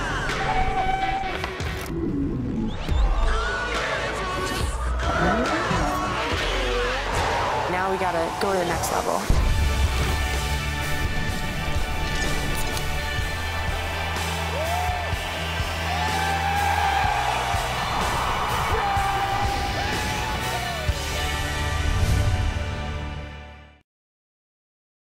Put a smile on your face. Yeah, man. Let's go. Put a smile on your face. Put a smile on your face. Yeah, man. Let's go. Yeah, man. Let's go. Yeah, man. Let's go. Yeah, man. Let's go. Yeah, man. Let's go. Yeah, man. Let's go. Yeah, man. Let's go. Yeah, man. Let's go.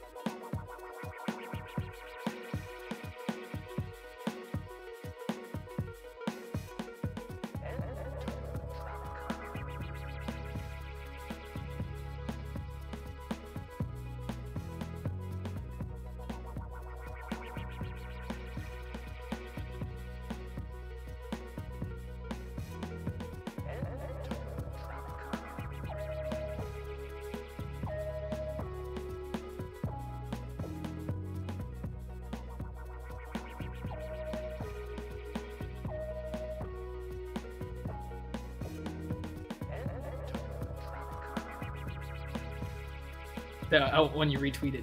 Okay.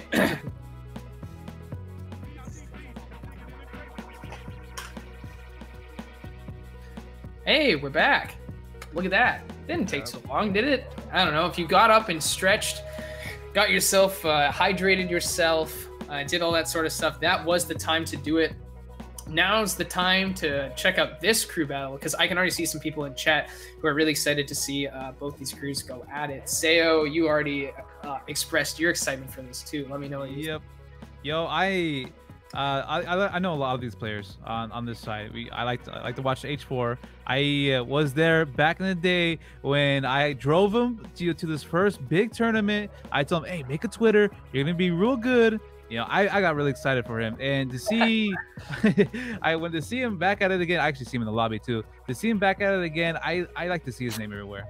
So yeah, it's really I'm good. excited. Good tag too. I loved saying it. It's fun. And yeah, H48, you're basically his manager. Look at that. His manager, maybe. That's kind of what that sounded like. But no, anyways, definitely. For me, I can't really see. H40S you said is in there, but I don't really know who else is there. But yeah, it's going to be pretty cool. And if you start with H40S, not only do people not really know how to fight against Pika, but also you can go pretty far. Seo is everyone's manager. I'm already is it a Pika Ditto? Oh, it's a Pika Ditto. Cool. Oh. Wait, this is Jason? Wait a minute. Is Jason in Black Halo? I feel like Jason is actually in a really good crew. Oh, I'm gonna check that now. I want to know. Right. But yeah, anyways, Pika Ditto. That's rare. You don't see this often. Because honestly, Pikachu is most people's consideration offline for best character in the game, but it's hard. I don't think it's easy to pull that off. Exactly. These combos, they're really tight. It's not backer, of course, but everything else is pretty tight. You have to know exactly your percents to get the kills. If not, Pikachu gets heavily punished. But the way H4 plays and the way Jason plays, Jason's doing a really good job so far. The way they're playing is just phenomenal so far. Keeping well with each other in the neutral. I don't know about that. But, oh, he let go and he baited him to go and take neutral again, actually. Nice. Let's see what he's going to do now. Use a quick attack back to the platform. That's nice. Okay, that makes sense why they picked this stage then. Going back and forth to use that quick attack to go and kind of mix up their landing with the platform. I like it. Makes sense. And Yeah. go for Look at the safe pressure. You see that? That was really funny. Just both of them safely pressuring shield here. H40S a little bit with a deficit, but again, when it comes to Pikachu, it doesn't really matter. You can build it up pretty quickly.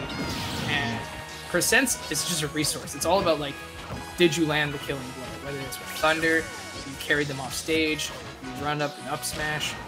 That's the important aspect. And the thing about it here is that they both know what they're going to be going for because they both play Pikachu. So they know what kind of kill power they have, where the kill combos start. Like here, maybe the check chase. Yeah, there it is, the punish. Just because they know, what Pikachu does. So far off. Jason with that lead. Let's see how far he's going to be able to carry it. He's the back air stuff. Oh, yeah. Stay away from that. We see that a lot. Stay away from that. Yeah, isn't that like it just takes you down and then you just get Thunder and die off the side? I feel like I see that a lot with Pichu. So very, very scary stuff here. Like, Pikachu has obviously got the most ridiculous kit, but it's obviously like a slow game with Pikachu. You don't get blown up like you do with Arsene. Like, you need to like constantly be win neutral. Against your own character, that can be sort of tough. So it's going to be really, I find it really difficult to see if H40S is going to be able to make that comeback. Good forward throw here. Tries to get a forwarder off the side. Not going to happen here. And yeah, you're right. It's the stage. The quick attack. Getting back. That's what I feel like they need to start calling each other out on, because that quick attack is making it so much easier for Jason just to come back and forth. That was really good. Oh, nice jump back air. Good stuff. We rarely see a lot of jumps from a player like that. But especially Pikachu, like, I feel like back air doesn't usually kill him, but in that instance, Jason just was not ready. Yeah, it's usually really good with like characters like Joker and stuff like that, or like characters like Lucina. Like, but yeah. It's just, I think to some people the input is very unnatural. But if you can do it, it's awesome. Here we go. Both of them are throwing around T-Jolts to kind of fight around neutral. And H40S is really putting up a fight right here. The momentum definitely in their favor as they're trying to clear this up. But the jab lock's going to come through. Jab lock into forward smash. And there it is. Vicious and Delicious. I think that's H40S's crew. Yeah, Vicious and Delicious. It's going to, go down to having H40S on the last stock. But slowly wrecking damage back up. Let's see what H40S can do here. Gonna send him off the ledge, but Jason makes it back, and they're back into neutral. Jason trying to make this. Oh, wait, the tech. Oh, okay. On stage. Yeah. Very scared. Oh, that was so stupid to deal with, especially when you're H4. Imagine having two stocks. A good S-Launch right there, gonna finally take that stock, and actually not too far behind, only 25% on H4DS. Yeah, H40S is turning up. Of course, if it's your first game of the day, your hands aren't warm, maybe you did some warm-ups a little bit, but also fighting Pikachu, that's probably a matchup you're not very familiar with. I know everyone usually hates the Ditto, with the exception of maybe Falcon mains or something. But, Ganon mains, yeah, it's that kind of character. But it's hard, so... but now that you've warmed up and we're on the third stock, it's looking good. So we're going to set him up with a forward throw. They're getting down smash. Not going to kill just yet. Very close, though. Yeah, very close. Aware of the Thunder. Nice back air out of shield. Very good. Nice. Covering up the F tilt. Going to send him off stage. Ace close. That's going to be the out smash, though. Yep. Yeah, that's gonna do it. The drag down Nair into the up smash. It's gonna put an end to this Pikachu Ditto. Yeah, something I was definitely not expecting to see today. I was not expecting to see a Pikachu Ditto, but at the very least, it was pretty fun. I think, regardless of if you're navigating Twitch and you watch True Battle streams or anything, you wouldn't see that. I think Pikachu Ditto is very, very uncommon. That's so rare. Yeah, exactly. And to see it here, kind of cool. So, yeah, let me take a look here. Yeah, no, very, very, very cool. There's a lot of characters where we can see come out from Vicious and Delicious. Because again, the thing is, it's who do you want to go and throw against, like Pikachu? I see. Also, we didn't get the chance to mention Crimson Bad to say. I don't know if I pronounced that wrong. Hopefully I didn't. But wow, that's a lot of characters. What? So I feel it's between them, Justice or Cygnus if you want to have somebody deal with Pikachu. But of course, some of these might be the anchor. About to say, thank you so much in the chat. I'm pretty bad with some of these things. Whenever I get followed by someone on Twitch and I mess it up, I feel so guilty. It's okay. Thanks, Justice. Yeah, but some of these players I mentioned are really, really like good, and you might not want to use them right away. You know, you might want to hold on to them. But it's Pikachu. I don't know. What are you gonna throw at them? That's it. And the way that Jason was playing, you saw him go for that thunder. Yeah, you knew he was ready to get a kill like that. He was just proactive. He was just ready. And so sending in someone against that, man, that's spooky. I don't know. And at the stage, another thing is at the stage, what does Pikachu like? I feel like Pikachu likes everything but of course you're most likely banning FD in case you have to deal with projectile heavy characters. Now, when we look at the player information cards, we don't really see anyone that utilizes a myriad of projectiles aside from Wii Fit. And you could argue Min because they like kind of wall you up with projectiles or with their hitboxes, excuse me. So you're gonna get rid of that. Otherwise, you're good on everything. Yeah, I feel like I don't know what you're gonna do. So it's gonna be as much as a surprise to us as it will be for chat to see what's gonna be thrown on in here. But yeah, damn. Already, this crew battle is already looking to be pretty high octane. I know it's way in the future, but I also want to see the 1v1. Right? Yeah. Yo, so I'm thinking if they want to be a little bit more obscure, they might send in Cygnus with the Wii Fit. Yeah. Oh, actually, someone actually just popped in. With I can't read it from my my capture feed. I see what icon it is. It's definitely the Kirby icon. They both got the Kirby icon. Yeah. Kirby boys. I got Amy Rose. That's mine. Amy Rose. I have Meta Knight. Smart. Basic, right? Basic. Yeah. That is not Cygnus, says Justin. Okay, yeah. Definitely can't see it from here. Jose Luis. Oh, JBD or JDB. Oh, actually, yeah. What am I talking about? Pac-Man's really good against Pika. Not like broken against Pika, but good. Like it's solid. So remember, just to remind you guys, JDV can walk the full length of a basketball court on their hands. I don't know how it's possible, but let's see if they can make that miraculous feat walking across the basketball court. Let's see if they can walk all over Jason and tie up this crew battle here, 12-13.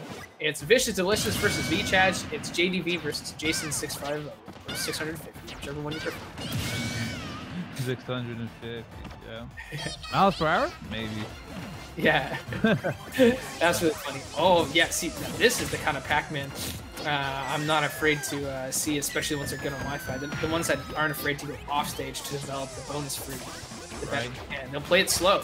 This is something that a lot of lower level players, or even myself, don't understand. It's that slowing down the pace of the game and playing off of people's impatience is really valuable.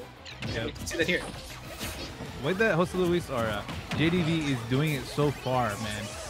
I've seen a lot of his gameplay before, and he has really good setups, but he's really patient when it comes to finding them. Here's the bell, gonna catch it again, and just like that, he waits for his setups. Like, look at this. Look how much time it took him to get from one place to another and to set all that up, and he's still at 0. He's still super safe, and he's playing the neutral so well, especially on the stage. Oh, it's so good. Pac-Man is a massive threat. And again, you can slow down the pace of the game, have people walk into the hydrant, your bonus fruit and stuff. But now Jason's trying to find their way in, push their way in, get these dash attacks and stuff. And yeah, wow, how do you get around that? Then there's the key in case you jump. Like, what? Very, very smart Pac-Man. You can get away in this game with playing Pac-Man kind of brain dead. You just sort of like throw things and call it a day.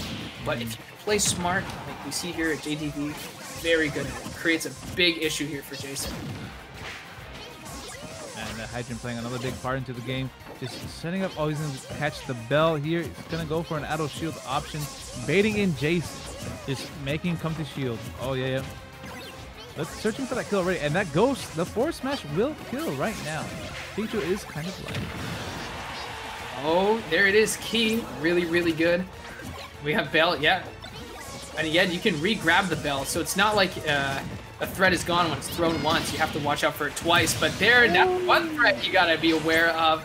Man, JDV gonna go and lose a stock. I told you about it last free battle. Some characters really need to hold their stocks. And I think Pac-Man's one of them because they slow the game down. But by losing it, you only have 2 stocks now.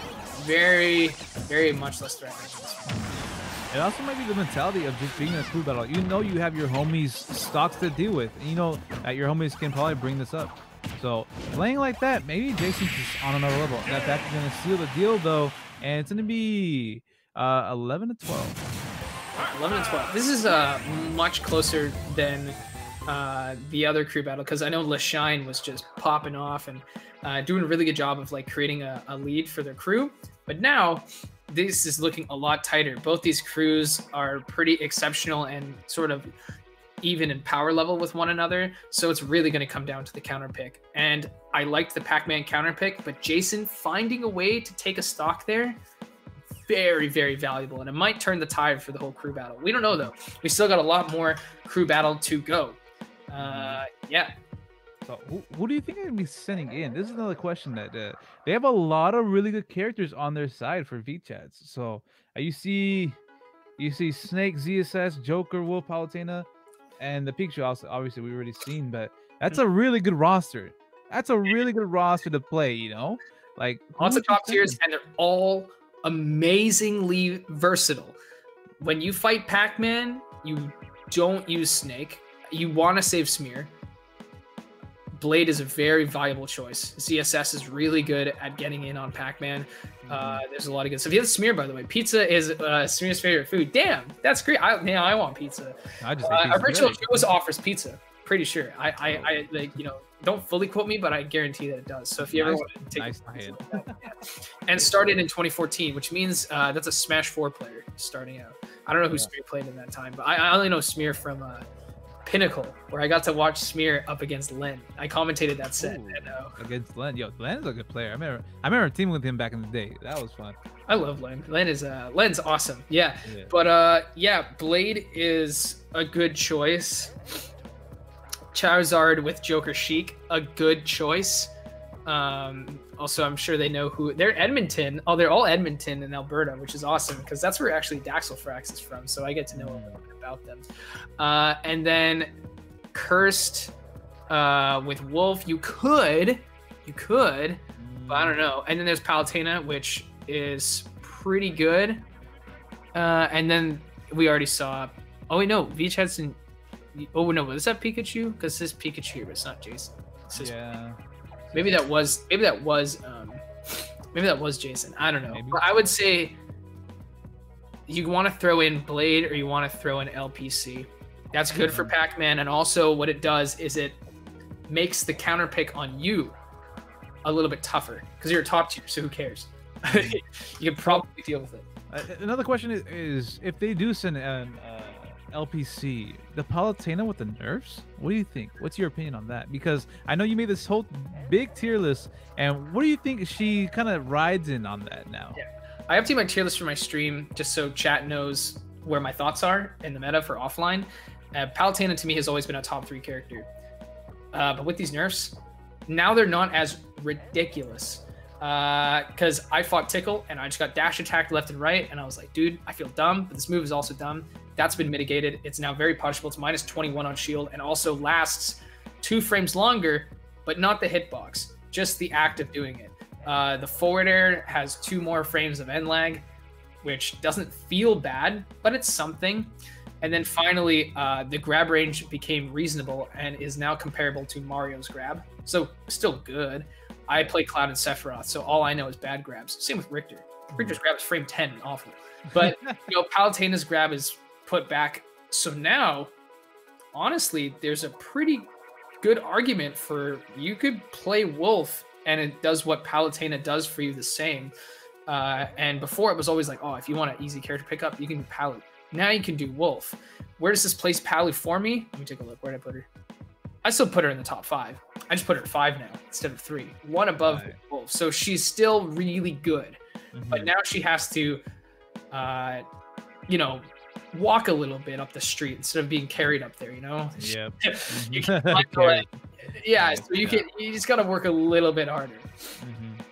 And yeah, also Justice, thank you so much for the kind words there, saying that Seo and I are on the mic and that you enjoy it. I hope the rest of chat really enjoys it. There's Justice here once again, and their Twitter. Like, man, the Loves Cargo Shorts thing, it still gets me. But you know, rank 10 on the Washington Wi-Fi PR is pretty awesome. We have yet to see what offline is going to look like, but when it does, I know Justice is going to make waves because I feel Min Min will be a lot less agonizing to fight offline, but still tough. And this is it's Lynn, and it's Zelda. We didn't actually get to see a Zelda come into play for. Oh, it's Marth. Oh, that's just Marth. Oh, dude, Marth was the winner of Smash the Holidays. Oh, really? Yeah. Oh, I've heard of this Zelda, but I didn't get to see. Marth is insane. Okay, Marth is the reason why Alberta tier lists put Zelda at not low tier. I put Zelda at like low mid tier because she's still kind of a mid character. I just think Marth is absolutely cracked because there's some low tiers. I hate to call them Metaman, where you could play another character and they provide the same thing. But Zelda's kind of bad, but no one really plays like Zelda. There's nothing that feels like Zelda. Summoning the Phantom, doing this. There's nothing that really feels like that. And for Marth to feel so confident and comfortable with the character, like, I can see it. Look at the slow gameplay, by the way. I've been talking about it. It's really happy. Yeah. That's the power of FD and Pac-Man, man. You're not playing from such a distance and doing so, it's just kind of stuff out kind of character, but the way that Marth is playing is, I'm kind of interested in how she's gonna, or how Marth is gonna be able to actually pull off a stock. Because, man, the way they're playing, I don't know. It's another one. Yeah, I think Marth is very in tune with how to convert. Like, look at that. As I say it, forward throw into the Phantom hitbox, you know, fishing for up tilts to get some things. You know, if you get a throw, it's very deadly of where you wish to DI. You could take a ton. I like the attempt at Neru's Love to sort of reflect the Hydrant back, but, you know, we talk a lot about Marth here, but let's not forget JDV is pretty cracked, so you can't let that slip. I'm expecting you know, an up the other shield. I don't know if JDV knows how to DI that. But it's definitely an easy kill you can get off. So, you kind of have to, oh, he took the bell. Oh, okay. Yeah. Got me spooked. It did have me spooked. Zelda with the bell sounds terrifying. Din's Fire there to put on the fear. It's no Nikita, but it's something. You have to think about it at least just a little bit.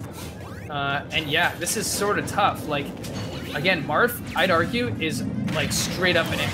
And that was insane, first of all. But having Marth lose the stock, that's cool. Can you tell me about that? Like, all this Pac-Man stuff. It's not new to me, but seeing it is so cool. The way he set it up, so I think everybody was paying attention to the Phantom on stage, but the Hydrant was there. He threw the bell and the water just came at, like, just splooshed all over it, right? And it pushed the bell over to Zelda. And that's when he got his kill. We had no idea what happened, right? Like, why was Zelda stunned? We didn't see it because the Phantom was there. Man, the way that JDV is playing right now is insane. And the lead that he's pressing on is, I feel like it's going to be insurmountable against a Zelda. I don't know about this. Yeah, no, for sure. There it is. Nice. Lightning kick, too. I'm telling you, man, it's when you get thrown, where's the DI? What's going to happen? Oh, or you could just do a frame 3 nair. That works, too. But, like, but still, yeah. Marth putting in the work here really needs to get rid of JDV, and then it's going to make it tough for somebody who, how to counterpick against this. Okay, search for something that get off of that, anything off that neutral exchange. Man, I feel like if you get hit by that lightning kick, you feel kind of dumb, honestly, because like, right? It's a small hitbox. It's only out for 2 frames, and everything else is just like a really weak hit. And you get hit by the big hit, like the Twinkle Toes. Oh. Yeah, so far, doing a really good job of just staying consistent, not giving off anything that Marth, you know, that Zelda can, you know, get punished for. Keeping away. Oh, the Phantom actually got hit. Okay. Oh, what? He just ran up and did it. Oh, okay, this is not looking good for V-Chads right now because the stock count is even, but this is Marth. you don't want Marth to go down. Marth's a very valuable asset amongst many, but still valuable. That lightning kick gonna clean this up and end JDV's reign of terror. I'm getting flashbacks. I'm getting deja vu to Shine. Like, yeah, that was crazy. Marth might be on the win screen, but I don't think Marth's happy about that whatsoever. Losing the 2 stocks, ooh, that's not good, because you would have secured a solid win. But now this proves to you guys, Vicious and Delicious are not to be slept on whatsoever. Like, you can't sleep on them. They are very, very, very good. I mean, I don't think anyone was sleeping on them anyways, because I mean, look at their roster. But yeah, you're gonna go up against Zelda now. I know Justice, who's in chat, already fought Marth at Smash the Holidays. I'm pretty sure Marth won, obviously, because I mean, Marth got first. So I mean, if we just look at the placements, you know, it's pretty obvious. But I mean, I don't expect Bowser into this. That sounds awful. I don't want to get grabbed by Zelda and Naird and then phantomed off stage. Lightning Quiz might come out, because as somebody who mains Cloud a ton, woohoo, love me some Cloud. Cloud's really good against Zelda. You have to still play hard though. Like, you could get used. Yeah, Pikachu's gone, Pac-Man's gone. You could go Cygnus, but that's just like zoner v zoner. I don't know about that one. Yeah, I feel like you don't want to save Cygnus for like a more just. I feel like you would want to save Cygnus for something to make him feel uncomfortable. So like, let's say they get rid of Zelda. Yeah, okay, right. Maybe after that you want to send in Cygnus. You know, not right away. I don't know about that one. That's I'm guessing. I think Justice would want to run it back, just to get it, you know, just to feel good, you know. I think again, also at the same time, there's a big difference between Justice having to win a set and Justice having to take a stock. Yeah. Like, Min Min it's no question. Min Min did receive some nerfs, but in all these nerfs weren't anything that hindered Min Min's placement. It just made Min Min more fair, which is anything. Just gut that character if you could. Right. But at the end of the day, like, I don't think those nerfs mean really anything in terms of like how the character will play. So if you can use that against Marth here, that'll be good. And that's just my prediction. So yeah, there it is. They're leaving the arena. Okay, I know it's the second crew battle, but some of you, I see some new viewers here who are probably coming for these 2 crews. So I want to do a healthy reminder for you guys. This event really wouldn't be possible without the help from Red Bull. Really quickly before the match starts, Red Bull just has done a lot for us, as you can see the ad over here. I mean, there's already been contests where you know, viewers like yourself can win Red Bull. The winners of the 1v1s win Red Bull, and you obviously, that's a good treat for you. Yes, I got to see there in chat, drink water, which you should, but also consider drinking Red Bull. So that's a big one. You want to see my water jug? Let's go for it. Yeah. You're drinking that much water? Yeah, it's my stream one, because I don't want to walk over and get more water. Yeah, I'm at that problem right now where I have to walk, go somewhere and drink some water. But anyways, they're be sending in Lightning Quiz, like the Cloud. Okay. I might talk more. This is like, I already talked a bit, but I love you, Cloud. 1 stock though, easy. I'm ready for you know, jump back air cross slash. That's how it starts. Yep. But once he gets in, I don't think. Like, you know, I like the Blade Beam. Blade Beam also can be a little bit disruptive for the Phantom here. And also, yeah, look at that. If you don't do the second hit of Climb Hazard, you go to the top platform in Battlefield super quick here.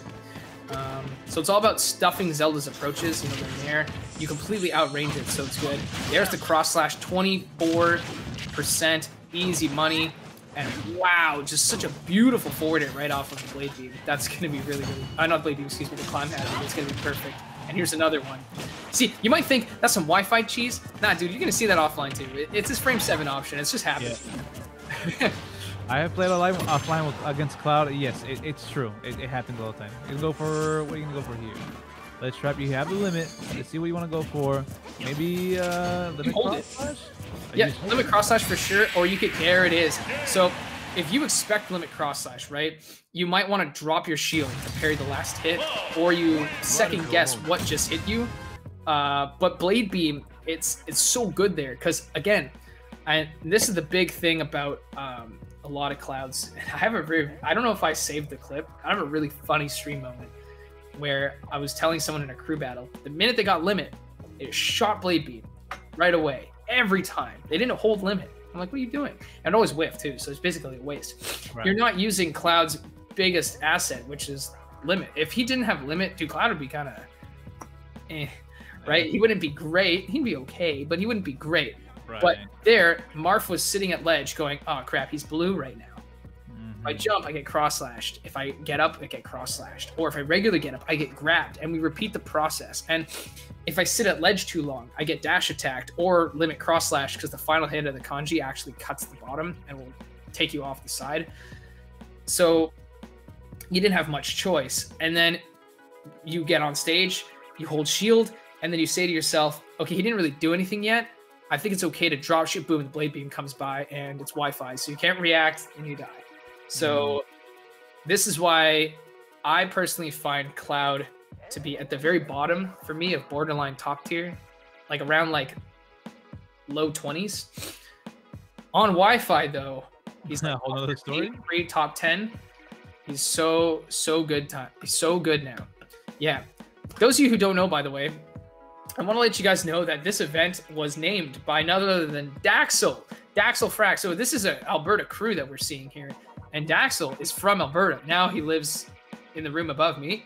But they named it the Heavy Hitter Chicken Dinner Cup. I think that's actually super clever, super fun. It's a mouthful, but I love it. And so shout out to them. They also won, I believe it was Original Joe's credits. So good stuff. That dude's always looking for food. So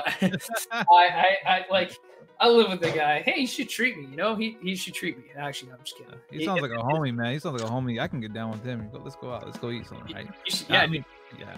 You want to go eat somewhere though, like somewhere like Original Joe's though, right? That's what I'm talking. I've been hearing a lot of good things from Original Joe's, and I'm a big dude. I love eating. Original Joe's sounds so good right now. It's great. You can check them out. They got a .ca website for those of you who are from Canada, and also they have a .com too. There's Original Joe's locations both within Canada and the States, and woohoo, it's very, very good. That feel good food. You can see it right there. You can go in, watch the game, have a pint or whatever you want to drink, but also if you still, and you should be, if you're cautious about obviously the situation that's going on with the world, it's available on many food delivery apps such as Skip the Dishes and DoorDash. So yeah, my bright lights, they're getting me. I don't know. I have no other solution. This is even cold light, so it shouldn't be. It's cold. Yeah. But yeah. So it's awesome to see so many of you guys here in chat. I hope you guys are having fun as much as we are. Yeah, it's going to be crazy because a lot of these events I think will also be broadcasted at many of the Original Joe's locations. So that's pretty sick. So it looks like they're sitting in Smear. Oh, okay. Let me send the Snake. Okay, I agree with this. That's a good pick. Snake vs. Cloud is even, in my opinion, but Cloud has to be very careful. Cloud can't swing around the huge sword too recklessly because he's not like Sephiroth where the disjoint's so big that it doesn't matter. If you like get an up air and you trade with grenade, it's gonna hurt. You climb hazard wrong, you're gonna get blown up. Off stage, Nikita just it's not cool. So you just gotta it's even, but Cloud has to be the better player here. 3, 2, yeah, Jonix, you're totally right. I need something like that. I gotta do prescription or something. Maybe I gotta wear my contacts underneath it. I have no idea. We're on Battlefield, which is a really good stage for Cloud, but in the context of this matchup, you gave Snake way too much freedom. And you made it so that when you try to up air this guy, you're going to collide with grenades. It's going to be tough. But Lightning Quiz is doing a pretty good job at navigating this Snake grenade obstacle course. When I played against Lightning Quiz, when I've seen him play, a lot of the things I noticed from him is his space. He's really good at spacing and calling out when things are going to happen. And so playing against these grenades might have been a really good call, like to go to battlefield. So right now he's doing such a good job. That damage rack up. Oh my god, already at 84. He's doing such a good job already, and just from just playing a small combo game. Yeah, it's really, really good here. We got Limit on deck. I'm not surprised to see if Smear wants to time it out, but anyways, it's going to be lost regardless. The Limit cross slash going to go through, hit nothing, and we're back at square zero. That Limit bar is empty. And now, I like the way the Smear is playing. I kind of see it I don't want to say it's campy because he's still moving around. He's still calling in shots. And he's just looking for his opening. Because sometimes you'll see, sometimes you'll see him go for these little movements, go, just move around just like we saw like that. And he's playing the platform so well, which is what I like to see from players. And using this right now, I don't want to say he's too far because I mean Snake doesn't really die that early, or even at 144. He's still doing a really good job so far. Oh wait, Cloud's off stage. Wait.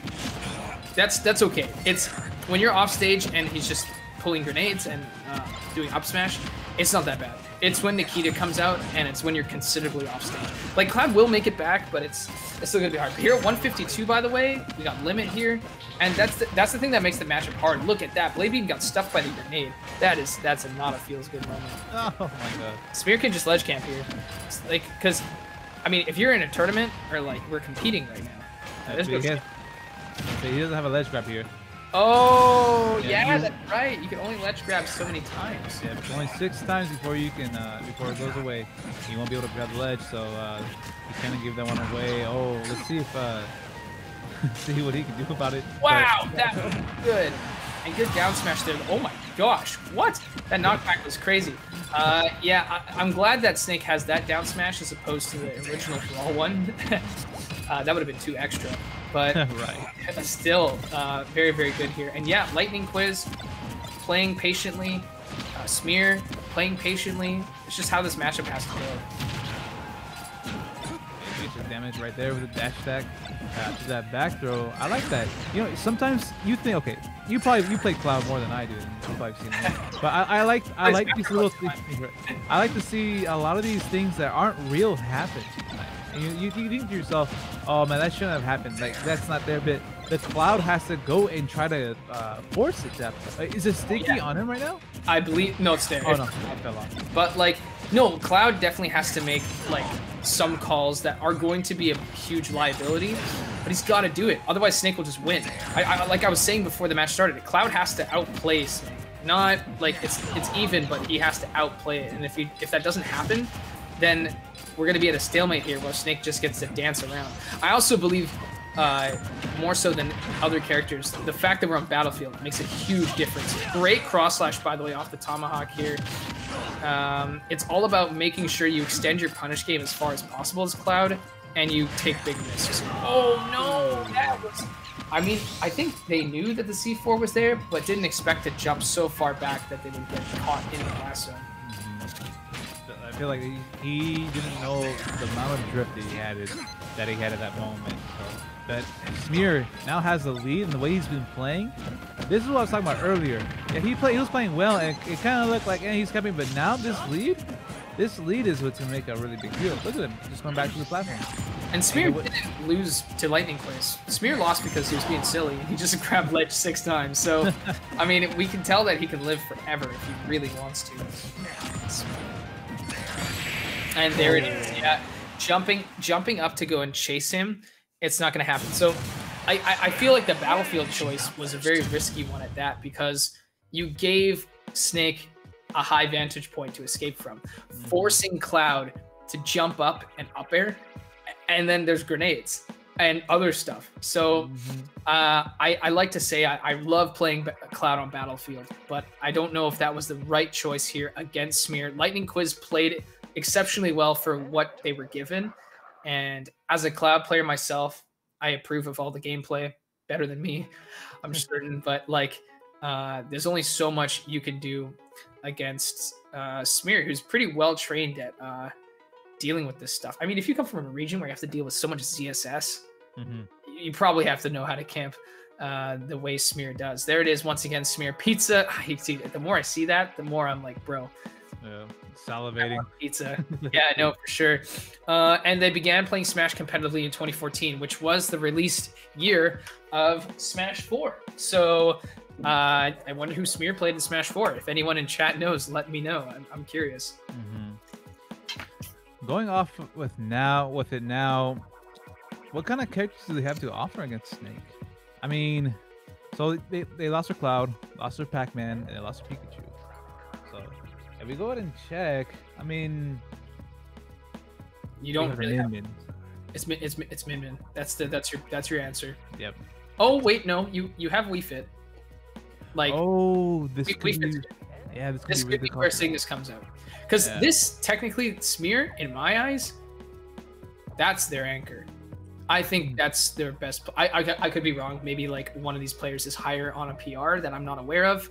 I've been out of. I talked to Daxel, you know, the winner of the naming contest, but Daxon only tells me a little bit, so much about Alberta's scene. But from what I know, Smear's their anchor, or like the one they want to put in the middle to destroy. So you gotta. I think it's okay to pull on. Oh yeah, and Marth. Well, Marth is gone right now. Yeah, So, Marth like, is that's why I didn't bring that up. Marth is crazy. Marth won Smash the Holidays. I don't need to say anything. I'm a Marth fan, and I hate Zelda. Like, yeah, I that's why Nurse puts Zelda high up on the tier list, because I mean Marth is clear witness as to why. Scubs feels the same way because of Marth too. But yeah, no, like now that we have Smear, I think Cygnus is the okay pull. You should do it. There's Cygnus. All right. Oh, actually, we got word of who they're gonna be sending in. They're gonna be sending in Crimson Batausai. Oh, okay. Oh yeah, and then Crimson. Wait, is this because Crimson? Oh, Crimson Batausai is. I have a spreadsheet, and they're on the second page. So I actually didn't read their name. Oh, I didn't know there was a second page. What? Yeah, that's the second page, but like they're on the next cell. I have to scroll through it. So I actually didn't see them here. Shoot, I actually thought that was the crew, but no, we have Crimson Batausai, which that's a lot of characters. That's a lot of characters. Who? Did you Snake Ditto? No. Whoa. No, We already saw a Pika Ditto. We don't need a Snake Ditto, or maybe we do. I don't know. I couldn't tell you. I haven't seen much of Crimson, but Me neither. Snake, Wii Fit, Cloud, Ganon. I have seen the Ganon before. Ganon does do well, but I don't know about Snake. Ganon does not do well against Snake, though. Yeah, I was gonna say. That is Ganon's worst matchups, not ordered and not all of them, but in my eyes, the ones I've experienced in the house, Ganon really sucks against Snake and Sephiroth. Like, actually, he just does not get to play. Like, there's no chance. You're just not allowed to touch the controller. But yeah, okay, there we go. We see Wii Fit. So Wii Fit's new buff with Header. Header has reduced 5 frames of end lag of the moves, which means when you perform the move, you can move faster out of it, which can allow for actual dummy follow-ups. But what it's probably going to mean is that they just spam it faster.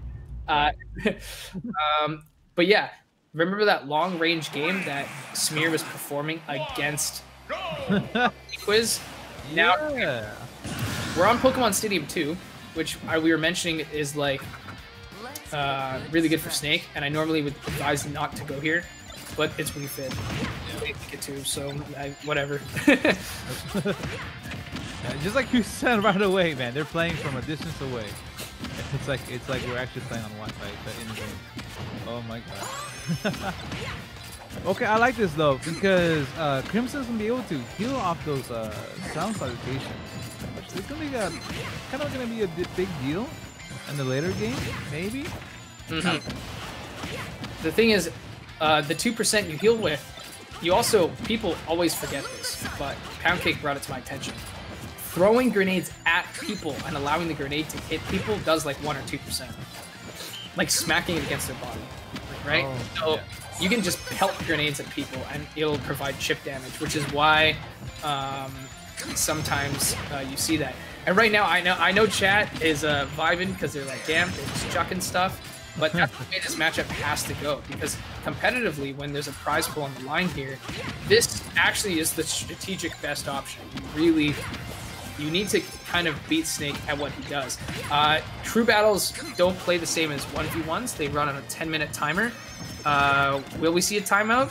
I don't think so, but the potential for it is there. And there are new rules to the timeout situation.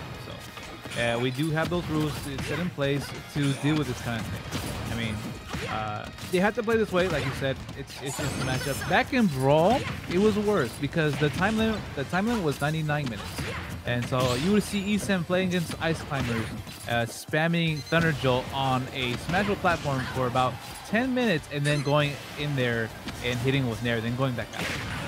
Okay, good punish right here. We get to see a little bit of action with the dash attack. Nice. Oh, that shit was so good. Yeah, a big reason also Snake wants to escape is because deep breathing is absurd. Oh! Tried to land with the down air, but Spear gets the up tilt at the funny number %, and I don't know, man. That's crucial because again, we weren't seeing a lot of CQC throughout this match. It's been a lot of projectile usage, but to get a stock there, great momentum. And D-Chads is holding a great lead right here. It's a 3-stock lead. And I'll repeat it one more time. 3 stocks is a whole person. All right, now, yeah, it's just such a big deal. And especially playing the way that they are right now, just holding it down the fort. Smear is doing such a good job. Has not taken not even 1% since stock has been taken so far. And Crimson doing... Man, I feel like he's doing well. I feel like it's going well, but it's really not. Like, you get to heal a little bit here and there, but nothing is happening. Like, no stock is being taken. He taunted in the midst of that. The box. Oh, wait. Oh, okay. Some action. Here we go. Good call out. Oh, man. That's what you get for taunting in the middle of the game, trying to throw a box out, man. You can't be doing that kind of thing here. Yeah. So it's come to my attention through heavy hitters in chat that both players lose a stock if excessive camping is seen, which, I mean, that totally makes sense. I mean it's kind of interesting sometimes. I look at Ultimate here. It's got such duality. You know, there is situations like this, but there's also mashers. You know, this game has it all. You feel like pick what you will. And we've seen all forms and facets of the gameplay today that Ultimate has to offer. So I know this seems like it's like kind of boring here, but for them, this is very tense. They can't mess up. They have to shield all these projectiles, evade them, get around them, be hyper aware. There's a C4 down there, and some people might forget that, but you have to be aware. So for them, this is a very tense situation, and you have to consider. Oh, look at that! Look at all these grenades. Look at them go. Yep. Just pounding him back and forth, back and forth. Here's the kid that didn't do. Oh, it actually landed. That's a lot of damage. That's a big deal so far. That's wait, 80%, close to the end of the stage, and this could. This might not go to time if Crimson can find a way to take the stock now with the DB on the. Oh, yeah. Oh, okay. So yeah, so now when you do header, right, you can actually like upbeat quicker or like start moving towards ledge faster. Because you have that 5-frame reduction, so it's actually kind of crazy. There we go. Header moves back to stage, and Smear tried their very best to put up a lot of obstacles to make it back to stage, but Crimson was able to make it back without too much of an issue here. Oh my goodness, I was afraid of back air from Crimson. Going up to the top of the stage here. Yeah, one hit will do it. He just needs to get in, maybe. I don't know if you want to fish for it. The sound solicitation has been doing a really good job so far, so I would say just keep spamming. I would try to look for your opens, of course. Oh, that's it right there. Not gonna do it. Got to taunt though. Got a bit of a stretch. Oh no! Oh, I don't know if that was a grenade or a C4, but that was like actually brutal here. Oh no! F tilts galore. I saw an F tilt there from Snake, but I feel like an F tilt there from the Wii Fit would have been actually killer. Speaking of killer, that's a killer. Sun Salutation to punish a Nikita. Now, you can cancel Nikita with art, right? But I just don't think they really had the time to react to make that decision. So yeah, I hear people. Yeah, Crimson in the chat. That's the worst matchup of my life, or worst matchup of my life. Just consider this. You did come out on top. You did make it out, and you are helping your crew. I know it looks dire, but that was the necessary sacrifice you made to make sure that you guys pull your weight and do your best. Yeah, so crazy.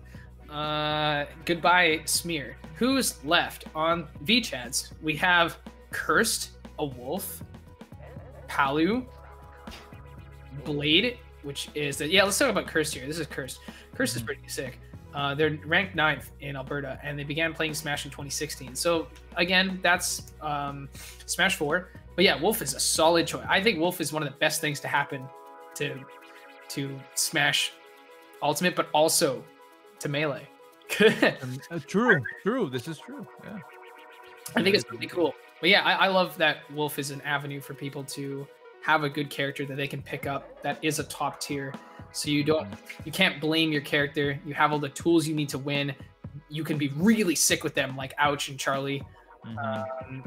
And they're good. Sure, their smash attacks are a little bit obscene, and dumb. But that's about it. Otherwise, I'm in love with Wolf. I think Wolf is one of the coolest characters ever. I mean, Pandarian shares my thoughts too. I like Wolf. I played a little bit of Wolf. I think the thing about it is that you can be creative with that character. You can just move left and right whenever you want to, and find your own different ways to make something happen. That's the thing about Wolf that I like personally. Yeah, the smash attacks, smash out of shield, it kind of just scoops you from far away. You're like, why? And F smash, why is that a move? You know, just like pump in your face, like But otherwise, yeah. It's really good. Also, like, you can play a really aggressive, really slick Wolf, like the 2 players I mentioned, or you can play back. You know, it could be like, I remember Tweak's not afraid of spamming Blaster, because you could just do it. By the way, this is Charizard. I'm really bad at pronouncing it. Or like, that's Chai T, so Charizard. They're a ranked player on the Alberta PR, and they began playing around the time of Smash 4, so 2014. That's pretty awesome. Sheik. So we saw Daxon again, who named the thing.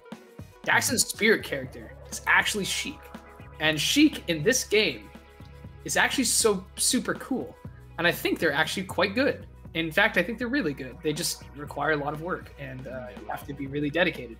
But I think they're good characters. So Sheik is awesome. Sheik on Wi-Fi though, probably not great, but that's one way to put it. Yeah. Sheik offline is a great feeling. And if you fight against Sheik offline and you feel like you can't do anything and you hate the experience, the Sheik's doing something right. So yeah. I remember playing against Trevante online. That was a trip. Trevante is really good. He's from I believe it's NorCal. I don't know if it was NorCal or SoCal, but playing against him and his Sheik is another story as well. And the way he just plays is just constantly looking for pressure. Apply nair here, okay, space my fair here, wait until maybe, you don't know, right? And that's the thing about Sheik, is that she can just throw out moves while being safe and just wait. And you think a fast character like that can't wait, but no, she does. And then Needles is another thing that comes into the game, into neutral. Just one little hit, boom, that's extra damage. And so she lands that weak hit of nair into bouncing fish, and it's that one moment. It's pretty good here. Although, let's see, I think they have a Joker as well, which I think the Joker is more valuable well, maybe not more valuable, but it's also a great pick. You have, I know Aha got nerfed, but you have Aha to apply. You can kind of go in, get some throw stuff. It's pretty good. We saw how valuable Joker is in the last few matchups. So yeah, it's 5-6. So I think Vicious Delicious right now is probably viewing how the lag is in this match. I can see that they probably feel like it's laggy. I have Sable, if anyone wants to check that, but I don't know. I don't think that's gonna need to happen.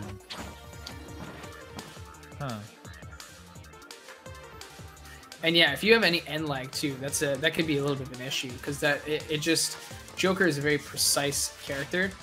So with that in mind, right?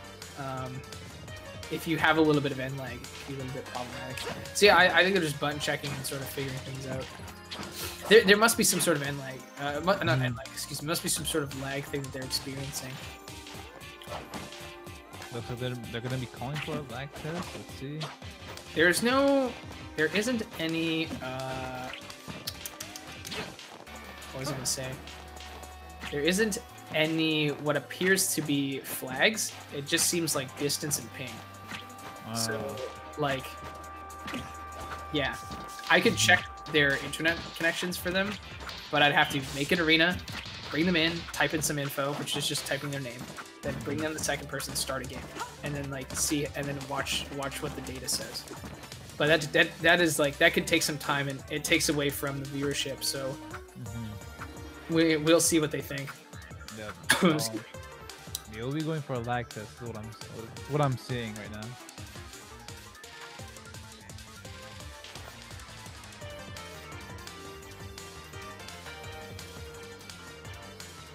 Oh, so Brady. Okay, Brady has Sable. Okay. So someone is going to be running the Sable application and seeing if they have any nicks and skips in their Wi-Fi. So just hang tight for a minute.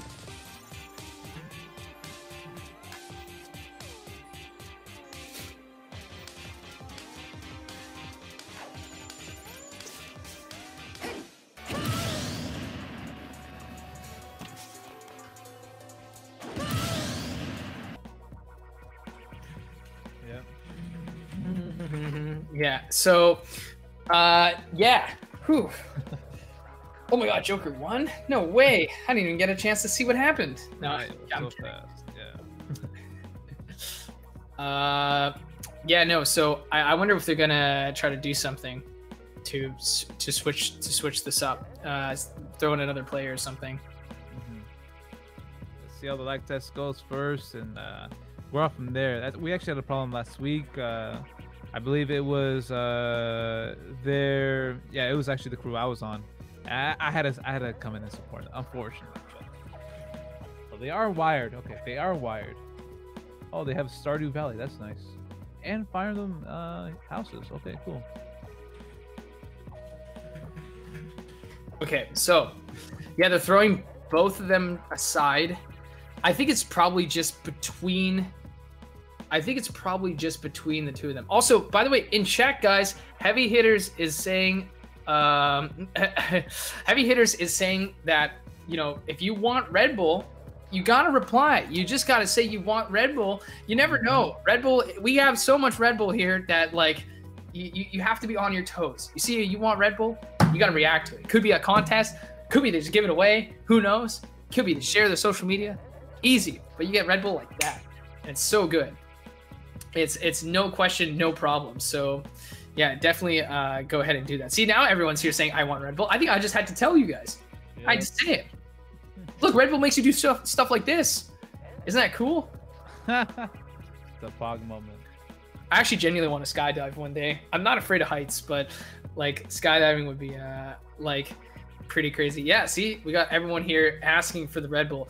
And yeah, thank you guys so much for your patience while we figure out who to send in between these two crews when it comes down to basically how to address this lag situation. I'm sure it's being tested in Sable, but yeah. But anyways, there's not only Red Bull, but Heavy Hitters as well. Heavy Hitters Esports. You're at the Twitch channel, so you're part of the way there. But there's more steps to take if you want to really help build this Heavy Hitters community that Heavy Hitters is trying to build as well. And they have a ton of social media links that you can find in their About directly below your video feed. And I'm sure maybe we can get a slide up here to show that off. But they have their own Facebook, Instagram, Twitter, and YouTube, and obviously Twitch. Actually, in the order here, it's Twitch, Twitter, Instagram, and Facebook. So be sure to check those links yourself and get to know more about Heavy Hitters and what we have to offer. That's me, by the way. Damn, looking good up in there. Pride, yeah, man. Yeah, that's EE's right there, but that's not important. But like, yeah. But that's me, rising streamer. I do Smash Ultimate and variety content. There's gonna be a lot of new updates here in March. So get excited. The Discord's going to be popping. We're going to revive it. We're going to be playing a lot of games and just more Smash. And also my pinball machine behind me. I love it. But talk about you. I want to hear about you. Hey, all right. So this is me. I am, my name is Sale. That's my actual name. aka Mr. Lee. You can follow me on twitch.Mr_Lee. I do some emotes that are new. I'll maybe spam some in the chat. You probably have seen that, that weird looking Kirby, as you can see right there. Yeah, follow me on, and you know, I've been playing Mario. I've been playing music for the past 9 years, audio engineer and whatnot. But other than that, you know, I just play Smash just like you guys. I just like to talk about it more, you know.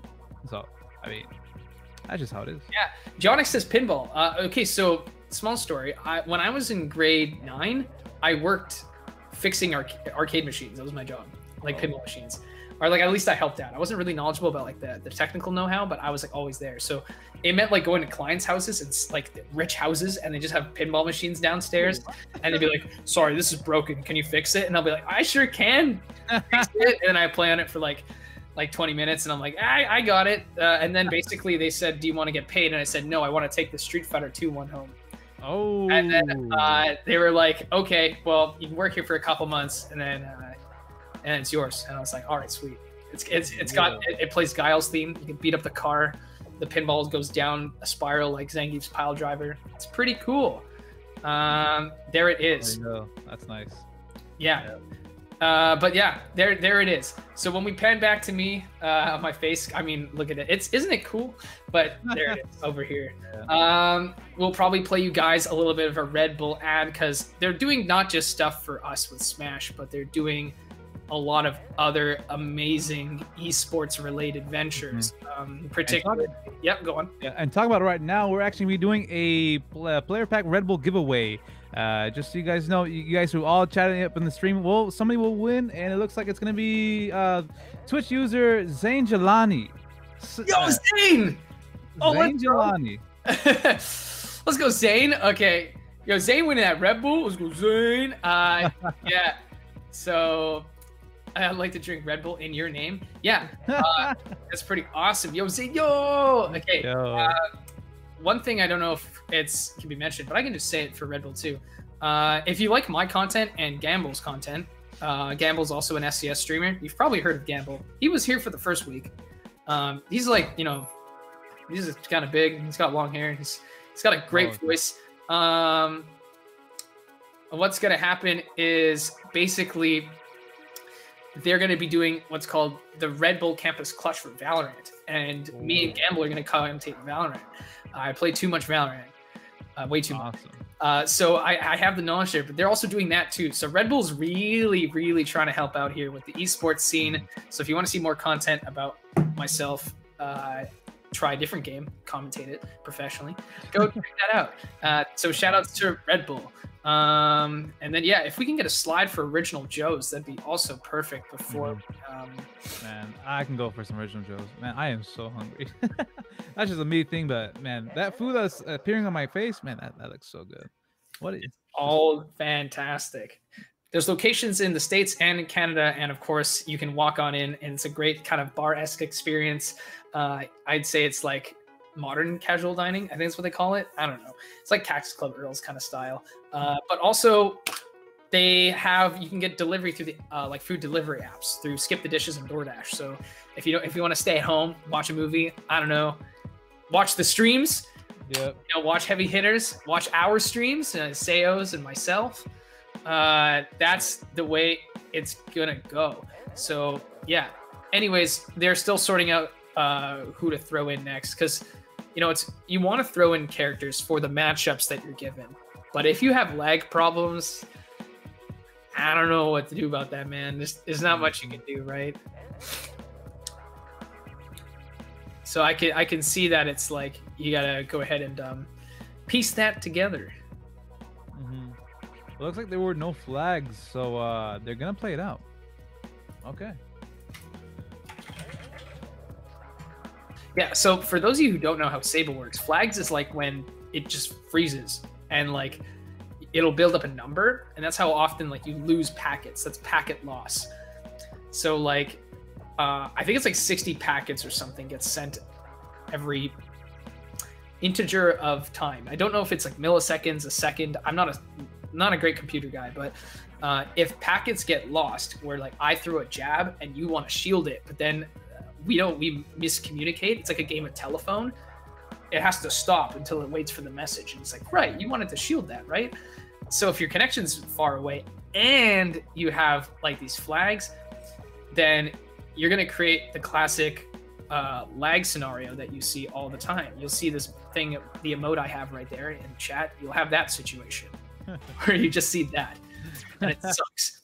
But nonetheless, we were lagging behind in terms of schedule to bring you and make sure that the players play at their best. It's going to be Joker versus Wii Fit on Battlefield. So I like to see the Joker play on this stage. I mean, you do see what a little bit less killing because the borders for this stage is a little bit bigger, and maybe if you can get a better kill, I don't know. I feel like it'd be better for the Wii Fit though. I don't know. That's my opinion. Yeah, it's all about when it comes to Wi-Fi at the very least. Wii Fit controls the pace. Joker has to respond, and like that's just how it's going to be. And I don't think Crimson is going to be afraid of just playing ledge header, just going at the ledge and just tossing all these soccer balls and calling it a day. You know, that's just all it's going to be, and that's fine. Oh, there it is. Nice. Aha there. It's going to be good. It's not a throw punish, like up throw up air, down throw forward air, but, you know, Aha's gradual chip damage, and it's still good to hit that. Oh, hold on. That was enough. Yo, that was good. And the taunt. Oh, let's go. Wow, that's actually insane. That's a big deal. Dude, so far, we haven't seen an actual person tech the stage yet. I don't know. It's hard on online. I don't blame them. Any critique if I'm ever... Oh, hold on. Dice on salutation. Oops, they messed that up on purpose. I don't know. I'm just saying, though, if I ever do VOD review for a lot of people, right, or something like that, I never blame them for missing text and stuff. I tell them try not to, but you can only do so much online. True. Looking for big damage right now. Charizard at a 70%. Does have the Arsene though. Maybe you can use Arsene to make something happen here. But so far, like you said, Leaf's just been taking the name of the game, just making it her own. I don't know what this Joker was gonna be able to do to actually just take the lead again. Nice there. There's the ball. Hit him with a gun. Okay, nice. Back air is pretty clean here, and wow, active down tilt on regular getup. That's going to cost a lot. Some people forget that. Regular getup is a very common getup option in this game. It's just really good, but if you punish it, then it's really devastating here. Lots of scrapping going back and forth between these two players right now as they're kind of trading aerials. It's 38% to 49. Man, this could go either way, but the Rebellion gauge is going up ever so steadily, and this crazy offstage gameplay is looking good here. It's looking nice. We might see Arsene kind of soon. Dude, you know what's crazy? Charizard is not afraid to play aggressive, and I think that's working out really well in their favor. Especially off stage, these little small edge guards are playing a really big part into just taking the lead again. Already at 106, can die to almost anything here. Gonna search for that back air though. And maybe, yeah, maybe something will happen real quick. Yeah, and wow, yep. Back air onslaught. It's too much. It's so hard to get around, and the Arsene back air is going to clean things up. It's going to put Vicious and Delicious on their last player, so they're anchored. Is it Justice? Maybe. It's gonna have to be Justice. Yeah, I think it's going to be Justice, or it could be Nano Ash. But like Bowser is really, I feel like he's a really good middle character where he like tanks a lot of damage to hold stocks and just decimates some matchups, but to anchor, it's sort of tough. So I think they might want to bank on matchup inexperience, chuck Min Min at them, and then go like, ha, oh, I hope you like fighting Min Min. Is Charizard a PR'd? If we run up the slide, we can show you guys. That's Justice, by the way. But so if you're wondering about Justice is PR'd top 10 in W Wi-Fi. But if we could get Charizards, if possible, I know it takes a bit of time. Yeah. Yep, Charizard is ranked on the Alberta PR, so they are PR. Yep. I don't know exactly where on the PR, but I mean they played really exceptionally well. I could only imagine what it would be like to play them offline. It seems like it'd be fun. But yeah, oh no, it's all good. But yeah, no, anyways, yeah, so that's how it is. So Opsign, that's the answer to your question. In case you were wondering what's going on with where they stand relative in their PR. So pretty cool. Yep. It looks like they are going to be sending in Justice. Okay, yeah, that's what I thought. Yeah, You Joker. don't want to send in Bowser to clean up an entire crew battle. You put him in the middle. But there was no good time to put in Bowser against what, Snake? Right. Zelda? Why? Why would you do it? Yeah. No, exactly. Maybe we'll see Nano Ash in the 1v1.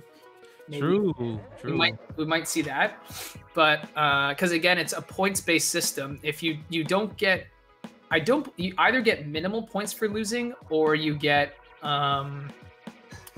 no points at all. But you also get additional minimal points for winning the 1v1s, and you get Red Bull, so it kind of lit. Red Bull. So yeah. Oh man. So matchup. What stage do you think they'd be going to? Because Justice actually likes Smashville. Yeah, and I know a lot of minions don't like that stage. So maybe Charizard was gonna like, okay, this sounds like a good stage, and we're gonna see this experience on Smashville. I don't know particularly well too much about Min, but from what I know, I think that's the Smashville's probably gonna be the pick. Northern Cave is such a cool stage, but we're not going to see it. It's very cool, but it's too flat, and it's too easy for Min to fall off the side platforms and do stuff. So we won't see that.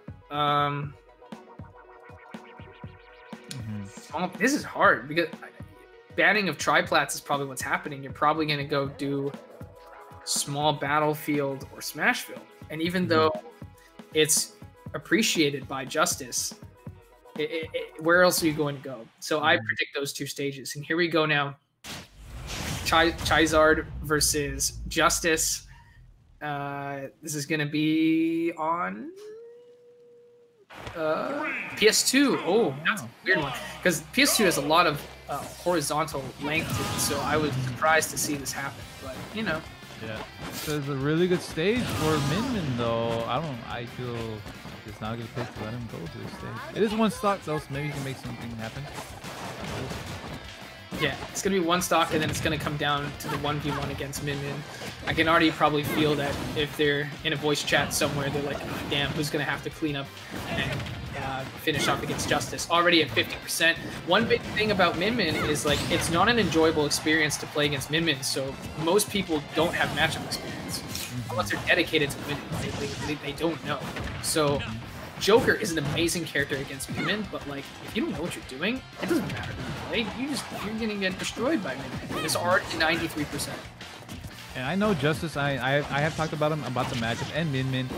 He actually, the way he plays, he likes to figure out if you know the matchup or not. And a cute and about small little details was like he likes to differ whether you know it by using forward throw, or you know what to do after down tilt, or you know what to do after nair. He kind of calls out after, say if he goes for a forward air or a forward throw. He likes to see whether you jump or not, because usually that's like a really good call out for Min, and you can get a really good punish. If you know the matchup well, then you know not to jump. You know just to be patient and air dodge away or choose a different option. Oh, good stuff from Justice actually avoiding all that. Wow. Yeah, Justice is making good calls here because, again, Gun is a big reason why Joker does well against Min because, you know, it's just really, really tough to kind of deal with that. Oh, Jazzo, let's go with the raid. Bless your soul with the raid of 14. Jazzo, and anyone who is watching Jazzo's run on MSM now gets to watch the final 3 stocks apiece of this crew battle. Wow. This was Min, and I don't know who they're going to throw in next. Let me check. What a good time to come in. Like, this is actually the very end, the very last 3 stocks. So you guys just get ready. Just get ready. No, exactly. We will also be having a 1v1 showcase for people to get more points, as well as the winner gets a Red Bull. Woohoo! So that's gonna be pretty awesome. But yeah, let's look here. V Chads. It's Palu, Wolf. Did we see Blade? We did not see Blade, right? No, we haven't. We haven't. So you can run it back with Joker or ZSS.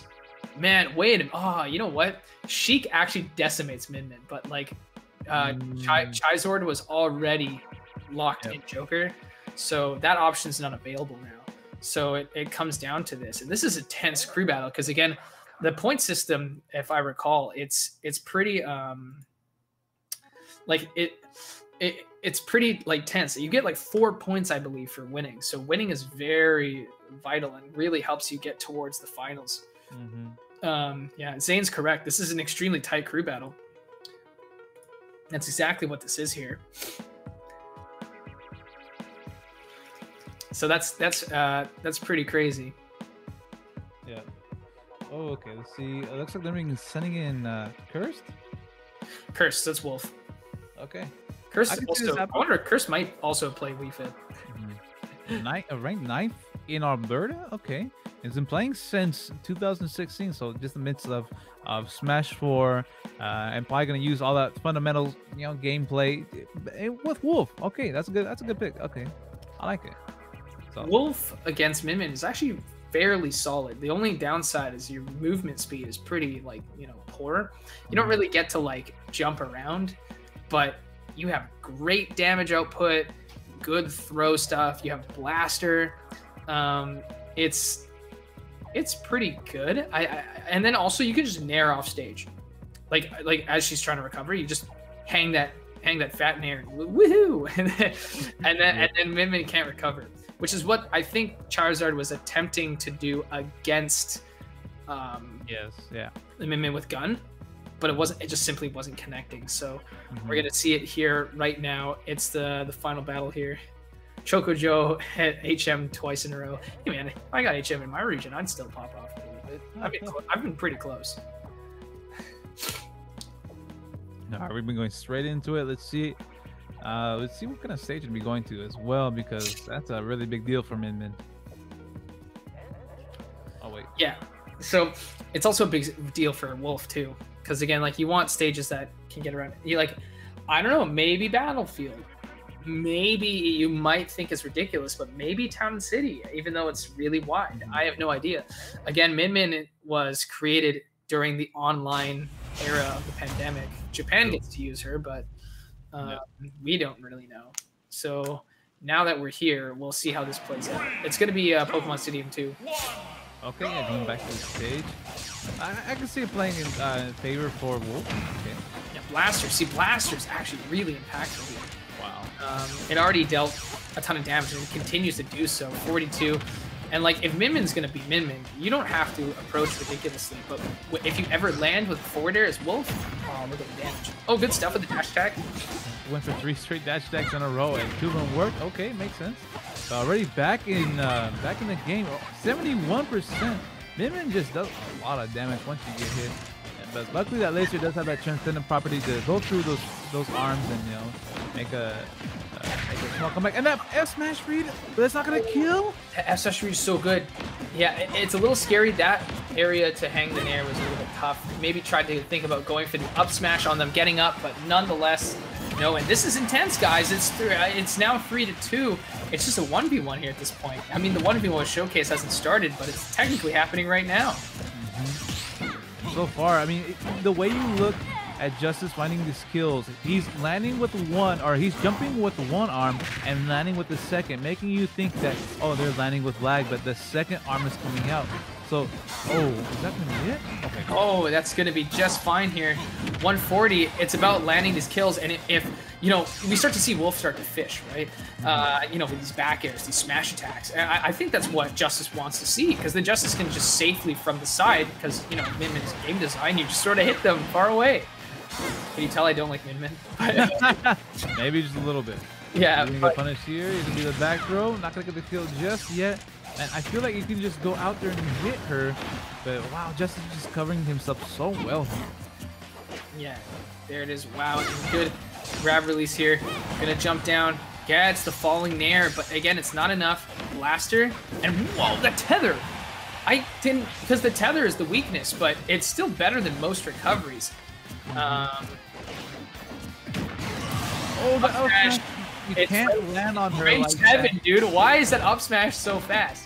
You said frame 7? Oh, 7, correct. And it reflects projectiles. But that's the funny. That's just for fun. Yeah, right. Okay, good nair. Probably gonna get that stock off, and let's see what Curse can do about this. Min Min running a terror so far.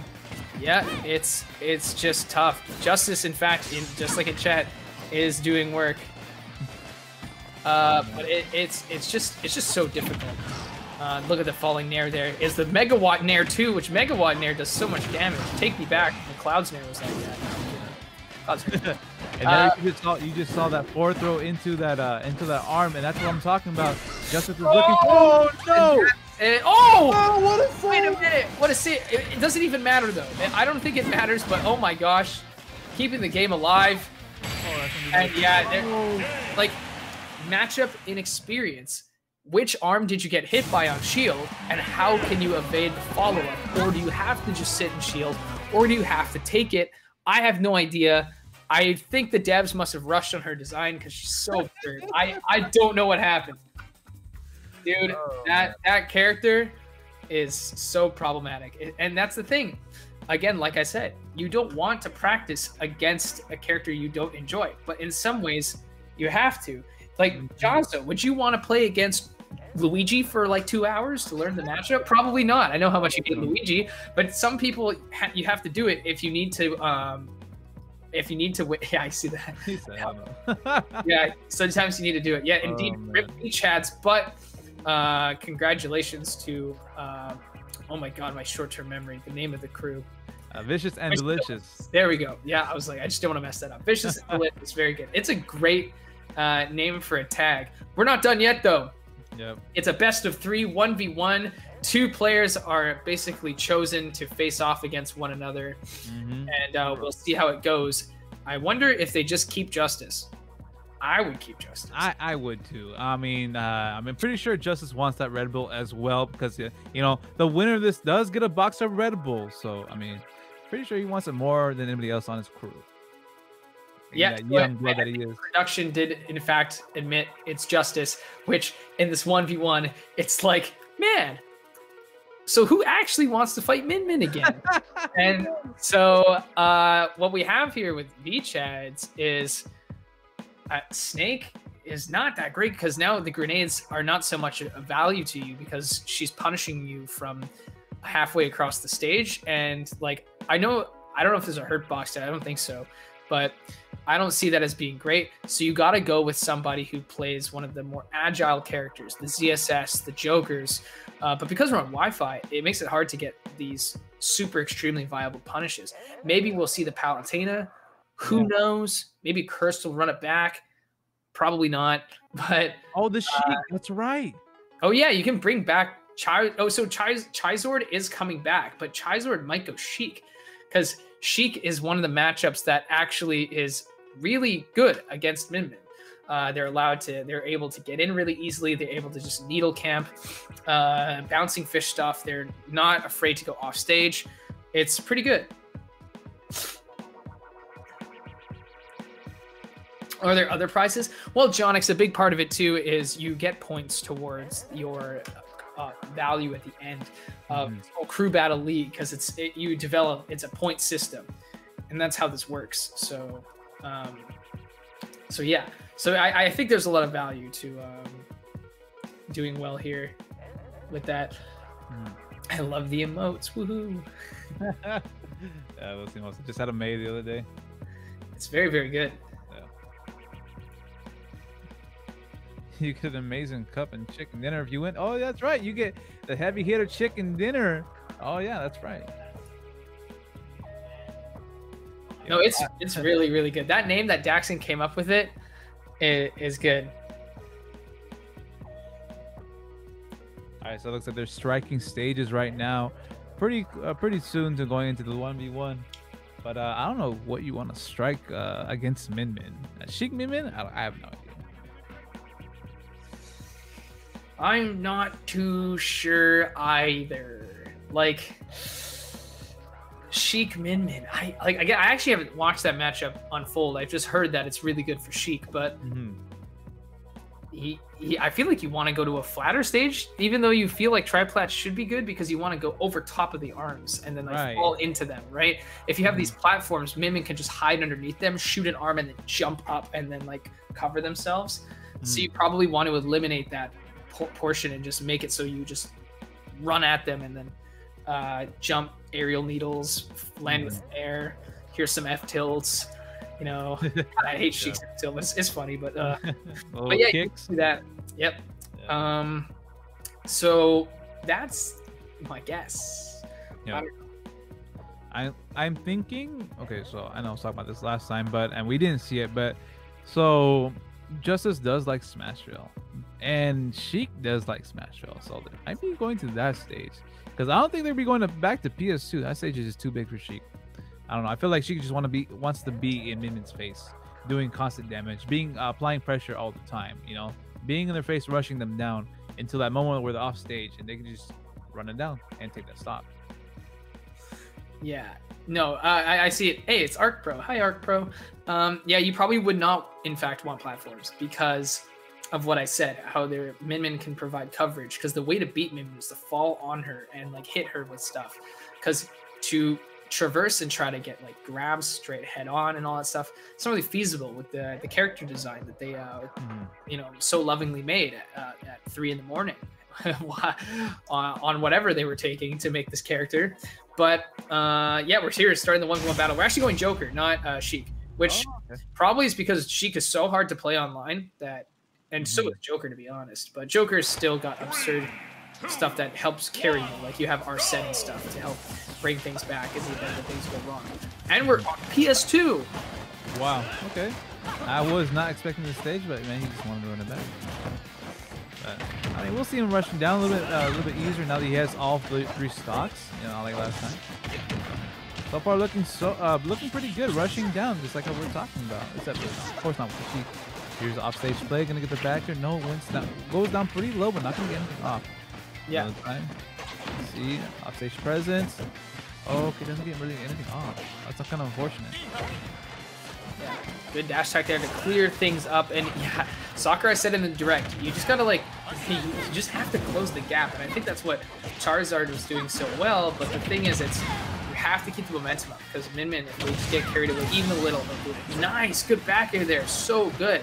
It's just unfortunate because we're seeing here, like, look at how this matchup's going. You know, maybe V-Chats was going to win the crew battle, but again, the crew battle comes down to counter picking. But now that they've decided who's going to go up against the Min here, you have a better matchup. It's looking pretty good. Nice, good AHOD, tack on that additional percent here.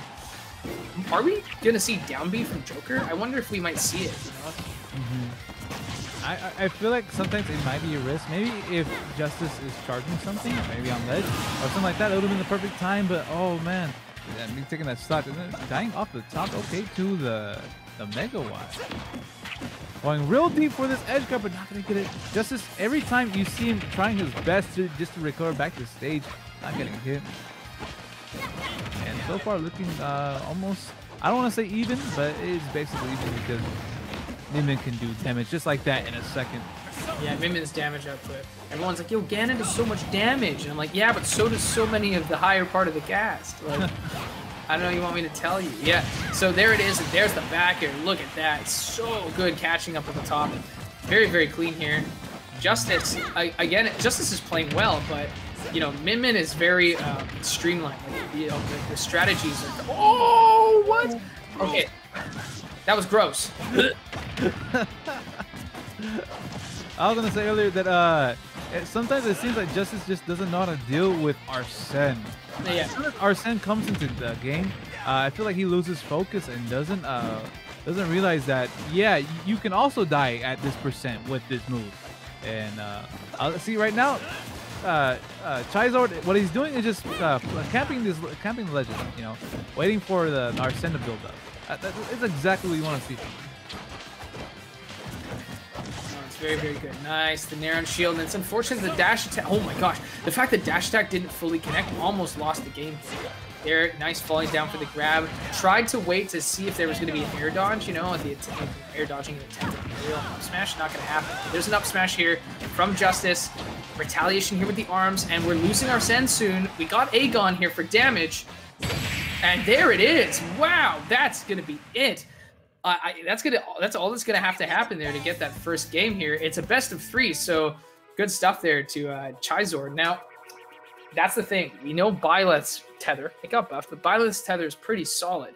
Min's is worse. It is susceptible. So there was nowhere for Min to go, and there was no like lingering nair or some sort of hitbox to throw out to safely make it back, right?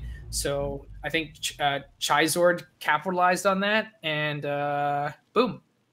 Yeah, and we're going back to the same stage, and maybe all that's gonna happen again. I don't know. I feel like Justin needs to clear his head before he starts the match because he just went at Roman. I was super surprised.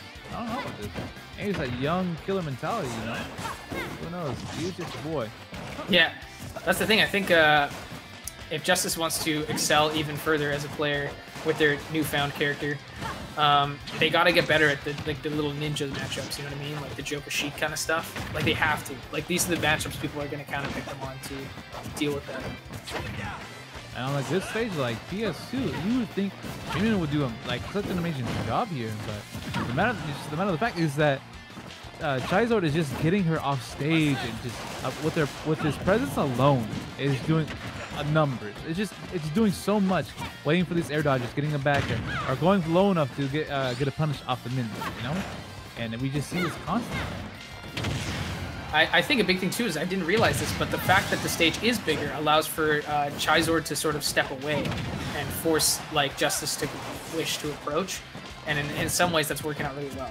Shielding both the arms here. Of course, the more time you spend in the matchup, the more I have an idea you get of how Min-Min functions. There's a down B I was bringing up, and oh no, they weren't able to get anything crazy. They actually did not transform. That was an AHA. That wasn't even an Aegon.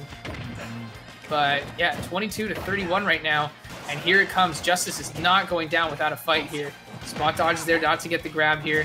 Min-Min is secretly also really just fast. Like they don't, everything they do just doesn't seem to have end lag. So you just kind of go for stuff. Set in play, platform extension. These combos are going up pretty hard. Charizard doing a really good job just keeping up with the Min-Min. The Aegon, that's exactly what you want to see. With the Aegon just coming in. Yeah, it was Aegon, my bad. Okay, let's play. Let's trap. Gets punished. That's exactly what you want to see. Jumping straight over the arms. Not going to get hit from that. And Charizard looking for the edge guard. Again, here we go. Back throw. Sending him off. Yeah, high tether though. That was really, really good. And wow, just barely. Tried to get the Nair too, but I don't know if it's just the hitbox was weird. But yeah, but now Justice is aware that the shield is really small. So you have to just keep that in mind. Try to go for other back airs. Not going to hit. Shield. Nice, good jump, because we now know that you can't dash attack punish the two arm swings, but Justice is always jumping away. So he just jumped up and nailed him. So that's something else. There's the up smash though. That's going to do it. That was a really nice bait. Following the platform, just coming in, and he used the tilts, not the smash attack arms. He used the tilts, and that's the reason why he was able to get that punish with the up smash. And just like that, man, this could be a really big. This could really set up for a game 3 with this league. No, for sure. That's a big thing. Yeah, it also brought up in chat, it's that Min-Min does a ton of shield stuff. So that's why it's sometimes hard to punish things. So you gotta keep that in mind. Especially depends on what arm is being used to pressure. And there's so much pressure there with the Ram arm. And then yeah, I got the Tetrakarn. Gonna be able to fly back up, but oh my goodness, it's just Arsene was already being used up. The back throw was gonna deplete it completely. And you have to destroy a whole stock here. Justice is winning the game of attrition here, just like wearing things out. Man, one little hit can do it here. Yeah, one there. He uses the Dragon Arm to get the punch. Oh, but nice use of Downy there. And go straight through those arms. Good stuff. But I mean, too little too late here. Already to 143. Maybe you can get this stock off and get in the edge guard. It could look, you know, pretty functional. But oh no, that's gonna be the Ram or the Megawatt. Yeah, the Dragon to create a somewhat strong shield stun into Megawatt, and it's just like, don't know what to do there. Yeah, that's a thing, right? Min-Min is crazy, but you have to just know, what is it? Like you have to just know like when to be able to punish and how much shield stuns things do. Mm-hmm.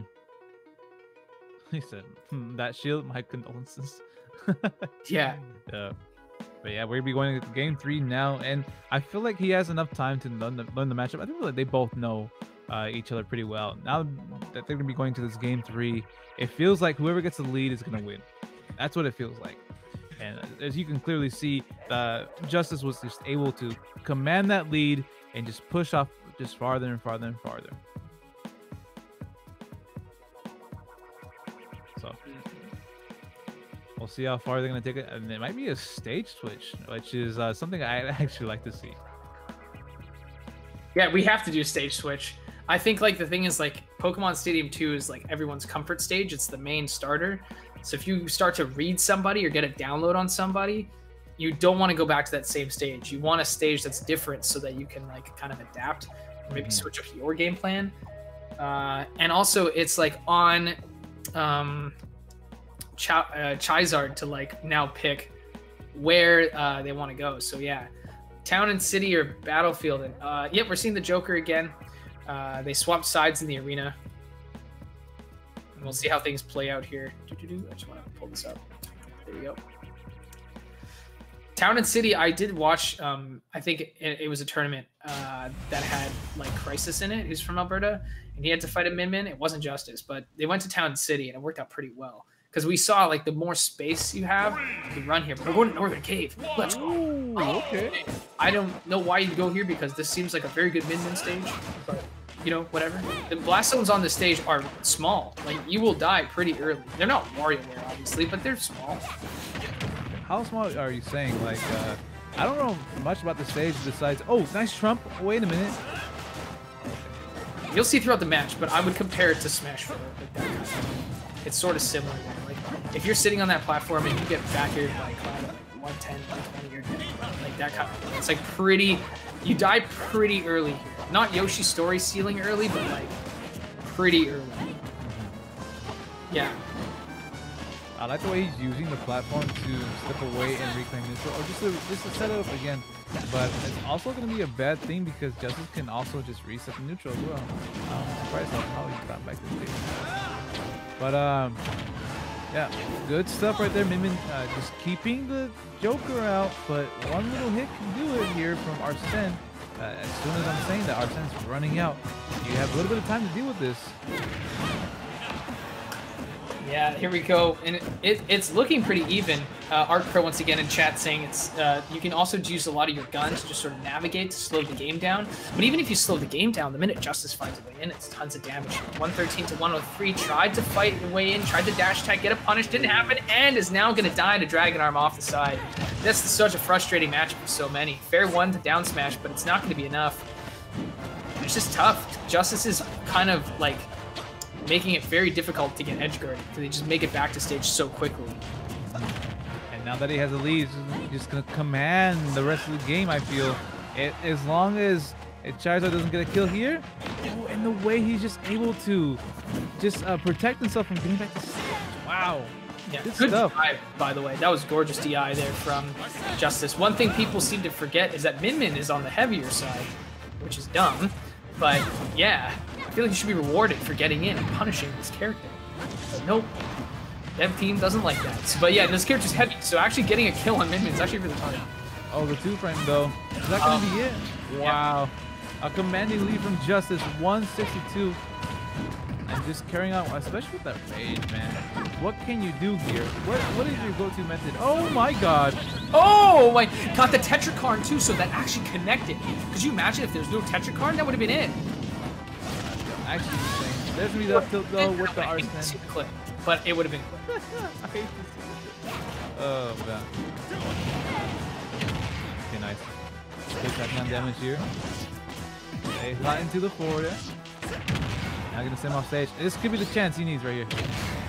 Oh, good stuff. Really good low back here and making it back. Yeah, that's why Joker's still one of the best characters in the game. They have a good recovery. They're gonna be able to try to make it back here. Play things safe. And just look at this. So many hitboxes being thrown up by Justice, which makes it very difficult for you to navigate and think to yourself, how do I get in? I don't know. There's an air there, and there's an arm there, and if I get too close, I might get up smash, but still, things are working out. Lots of pressure, but, you know, retaliation from Justice puts on a ton of damage here. And speaking of damage, look at this. One little hit to do it. Charizard on his last legs here, looking for a hit just to hit him off stage and get a good edge guard again as we saw earlier. Maybe this could be it, but oh my god. What, like, how do you expect that? Like, how do you prepare for that? I don't know. I don't know. Match winner there. It's gonna go to Justice. Good stuff. But like, oh my god. Like, I want to see what happens offline. Man, if this character's dominant offline, you might see me on the mic and only the mic. And only I might retire. That character's crazy. I'm going back to League. Yeah, dude. I don't know, man. That sounds. I don't know what to do. But yeah, GG's. Very good games. And that's actually going to be a lot of money for, or not money, sorry, points That's the point. for Vicious and Delicious, because not only did you win the crew battle for points, you also won the 1v1, which And is most really good. importantly, the Red Bull. The Red Bull. now, Justice can stay up all night labbing more stuff. Labbing more stuff. So I just want to have a big thank you. We'll talk about the sponsors, but just really quickly, and we can repeat it if we have to. I really enjoyed my time commentating here, especially with you, Seo. Wow. Yeah, Seo, you like blew my expectations out of the water. I didn't have the chance to talk to you before the event, but I'm glad I was paired up with you. This is awesome. You can find a lot of Seo stuff there at the Twitter, and Seo also streams. You can find some emotes there in the Twitch if they drop them. And yeah, check it out. Describe yourself a little bit, Seo. It's right there. Yeah, right there, right as you can see, it's Mr_Lee. I just came up with some new emotes, and I will be streaming more regularly. And it's just a fun time back on my stream. You know, you just gotta hang out. But I mean, you're talking about me, man. It was a privilege to hang out with you, Pride. Honestly, this commentary wouldn't be much without you. I mean, the duo itself, it's something to be here. But yeah, follow him. He loves pinball, man. And yeah, check out his Twitch. You can go and talk about yourself now. Yeah, it's just the stream is growing. We're 2K followers now. We just hit it. It's pretty awesome. We do crew battle streams for other crews in the SCS. I play Smash if you want to beat me up on stream, knock yourself out. And there's going to be more variety content there.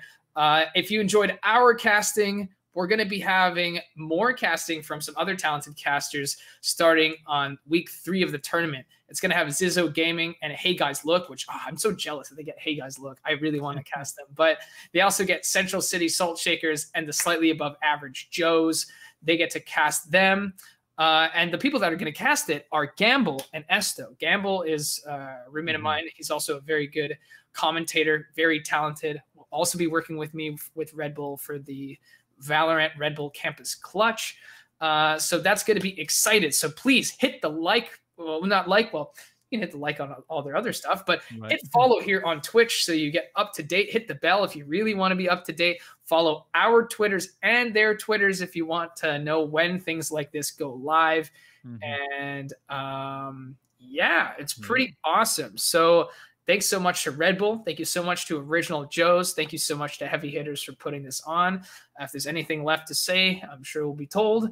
But otherwise, yeah, thank you guys so much. And thank you guys so much. There's 50 of you here.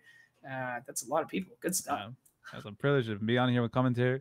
And thank you all you guys for staying here and just enjoying the time we had. It was fun, 2 crew battles. It was awesome. So I'm excited for next week. So stay